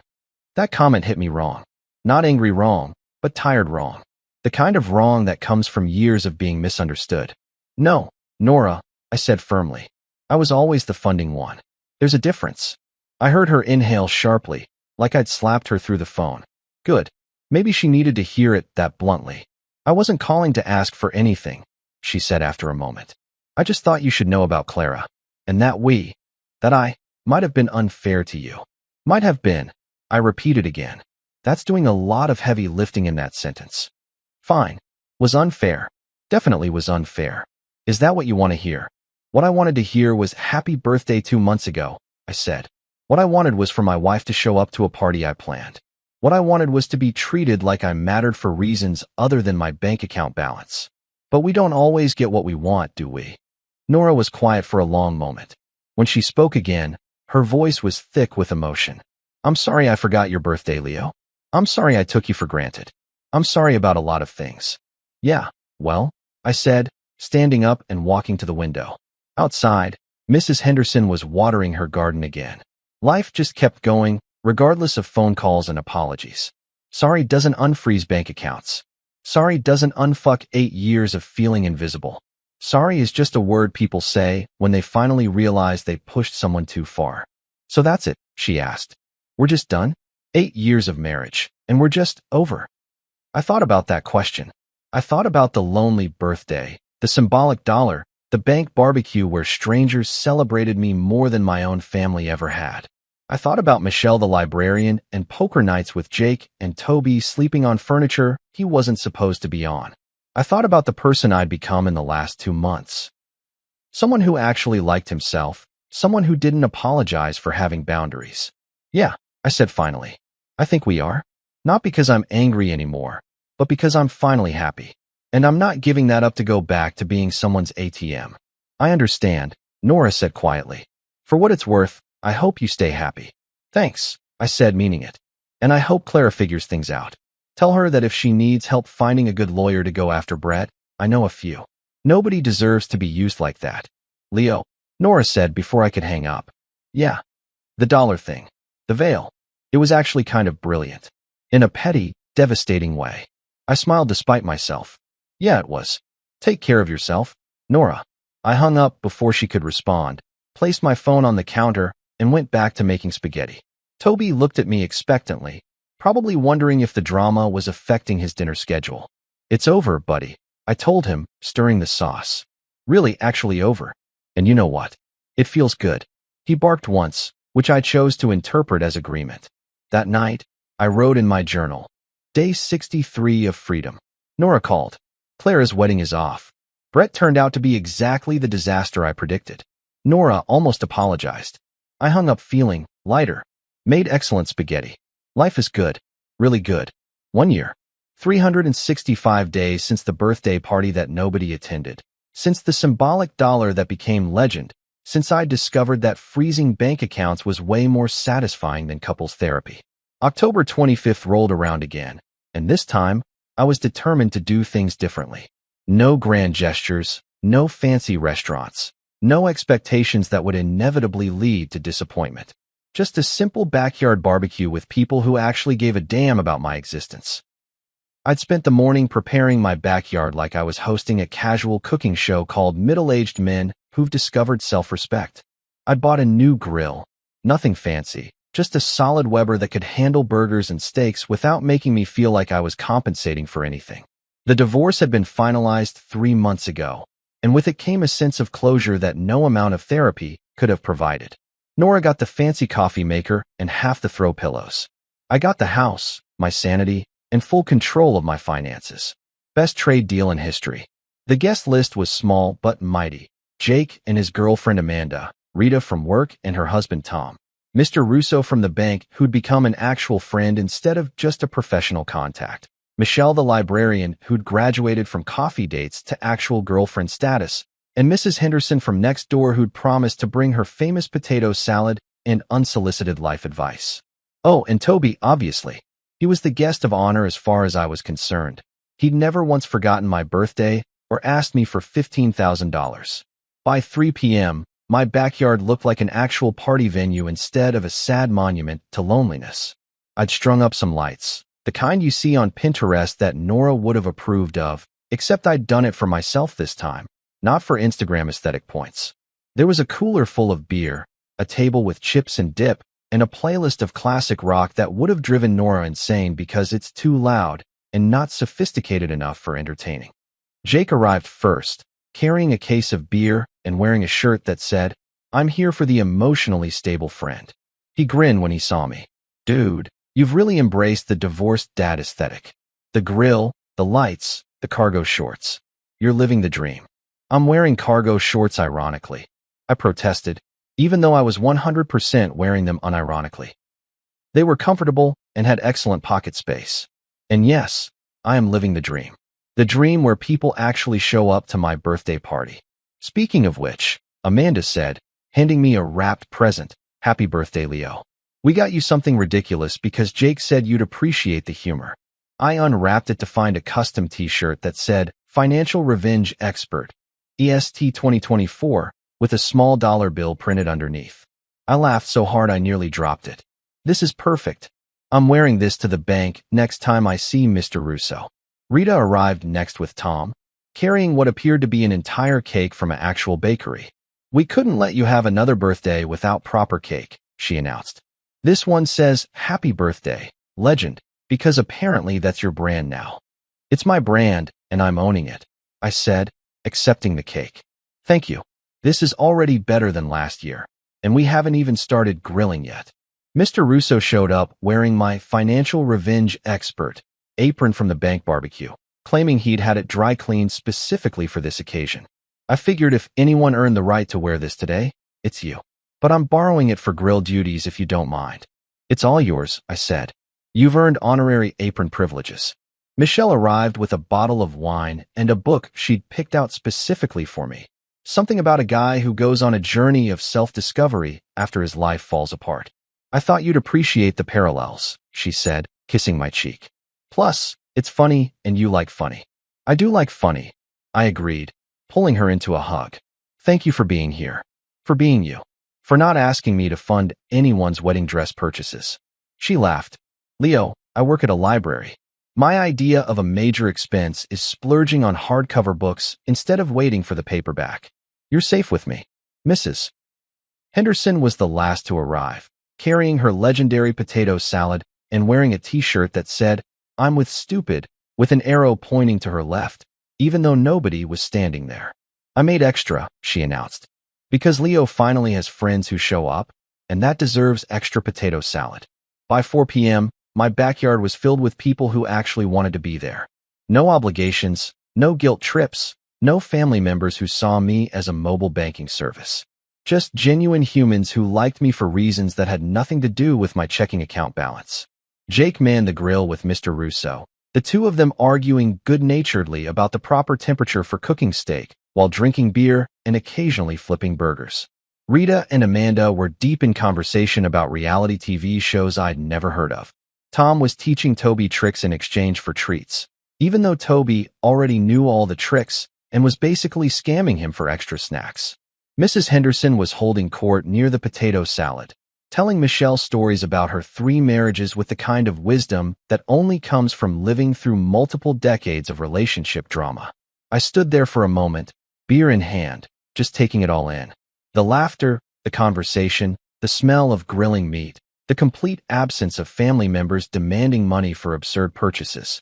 This was what a birthday party should feel like. This was what life should feel like. "Hey Leo," Jake called out. "Come settle this debate. Should steaks be medium rare, or is Mr. Russo a heathen who wants them well done?" "Medium rare is the only acceptable answer," I called back, walking over to join them. "Anything else is a crime against beef." "Thank you," Jake said, vindicated. "Mr. Russo here wants to murder these beautiful ribeyes." "I like my food cooked," Mr. Russo protested. "Sue me." We argued about steak temperatures like it mattered, like it was the most important debate in the world, and it felt amazing. These were the kinds of stupid, meaningless, perfect conversations that made life worth living. Dinner was chaotic in the best way. We ate too much, drank slightly too much, and laughed way too much. Rita told stories about office drama that made everyone cry laugh. Jake reminisced about college with stories I'd forgotten, including one about me drunkenly trying to explain tax law to a houseplant at 3 a.m. Michelle shared library stories about patrons who returned books with the strangest items used as bookmarks. Highlights included a piece of bacon, a parking ticket, and inexplicably, someone's tax return. "Speaking of tax returns," Tom said, refilling his beer, "I heard through the grapevine that your ex-wife's sister ended up calling off her wedding. That true?" The table went quiet, everyone looking at me with curiosity. Even Toby stopped begging for scraps to pay attention. I took a sip of my beer, smiled, and raised my glass. She wanted $15,000 for a dress. I gave her $1 for closure. The table erupted. Jake spit out his beer. Rita cackled so loud that Mrs. Henderson's dog, 3 houses down, started barking. Mr. Russo actually stood up and slow clapped. Michelle was laughing so hard she was crying, and even Tom, who barely knew the full story, was doubled over. $1. Rita wheezed. "I will never get over the $1. That's the most savage thing I've ever heard." "It was symbolic," I said, still grinning. "Very trendy. I read about it on the internet." "You're a legend," Jake said, raising his own beer. "An actual legend. That shirt we got you isn't a joke, it's a documentary." Mrs. Henderson raised her wine glass. "In my day, we called that having a backbone." "Good for you, Leo." My second husband forgot my birthday for 3 years, and when I left him, all I gave him was divorce papers and his collection of ugly ties. Your dollar was more creative. We toasted to symbolic gestures, to boundaries, to birthday parties where people actually showed up. We toasted to new beginnings and closed chapters. We toasted to everything and nothing, because that's what you do when you're surrounded by people who genuinely care about you. As the sun set and the string lights came on, casting a warm glow over my backyard, I looked around at this mismatched group of humans who'd chosen to spend their Saturday evening celebrating me. Not because they had to, not because they felt obligated, but because they wanted to. That realization hit me harder than any divorce papers ever could. "You good?" Michelle asked softly, putting her hand on my arm. "Yeah," I said, meaning it completely. "I'm really, really good." Later, after everyone had gone home, after the leftovers were packed away, the grill was cleaned, and Toby had passed out in a food coma on the couch, I sat on my back porch with a final beer and reflected on the past year. Sometimes revenge isn't loud. It isn't dramatic confrontations or public callouts or elaborate schemes. Sometimes revenge is quiet, clean, and paid in exact change, or in my case, One exact dollar. Sometimes the best revenge is just living well, surrounding yourself with people who value you, and learning to value yourself enough to walk away from people who don't. I'd learned something important over the past year. You can't buy loyalty. You can't purchase genuine affection or real friendship or actual love. But you can definitely freeze the accounts of people who mistake you for an ATM. You can definitely change the locks on people who take you for granted. And you can definitely send one symbolic dollar to make a point that resonates louder than any argument ever could. My phone buzzed with a text from Jake. Best birthday party ever. Same time next year. I typed back, absolutely. But you're bringing the potato salad. Mrs. Henderson has retired from potato salad duty. I looked at Toby through the window, snoring on his forbidden couch cushion, living his best life. I thought about the party last year, the lonely table, the uneaten cake, the silence that echoed louder than any noise. I thought about the person I'd been then, desperate for validation, willing to be invisible, treating himself like he didn't matter. And then I thought about the person I was now, confident enough to wear cargo shorts unironically, brave enough to send $1 instead of 15,000, happy enough to throw a party that people actually attended. I raised my beer to the empty backyard, to the memory of that terrible birthday, to the symbolic dollar that changed everything. Happy birthday to me, I said out loud. The legend who learned that self-respect costs exactly $1. And somewhere in the universe, I like to think that dollar was still making people laugh.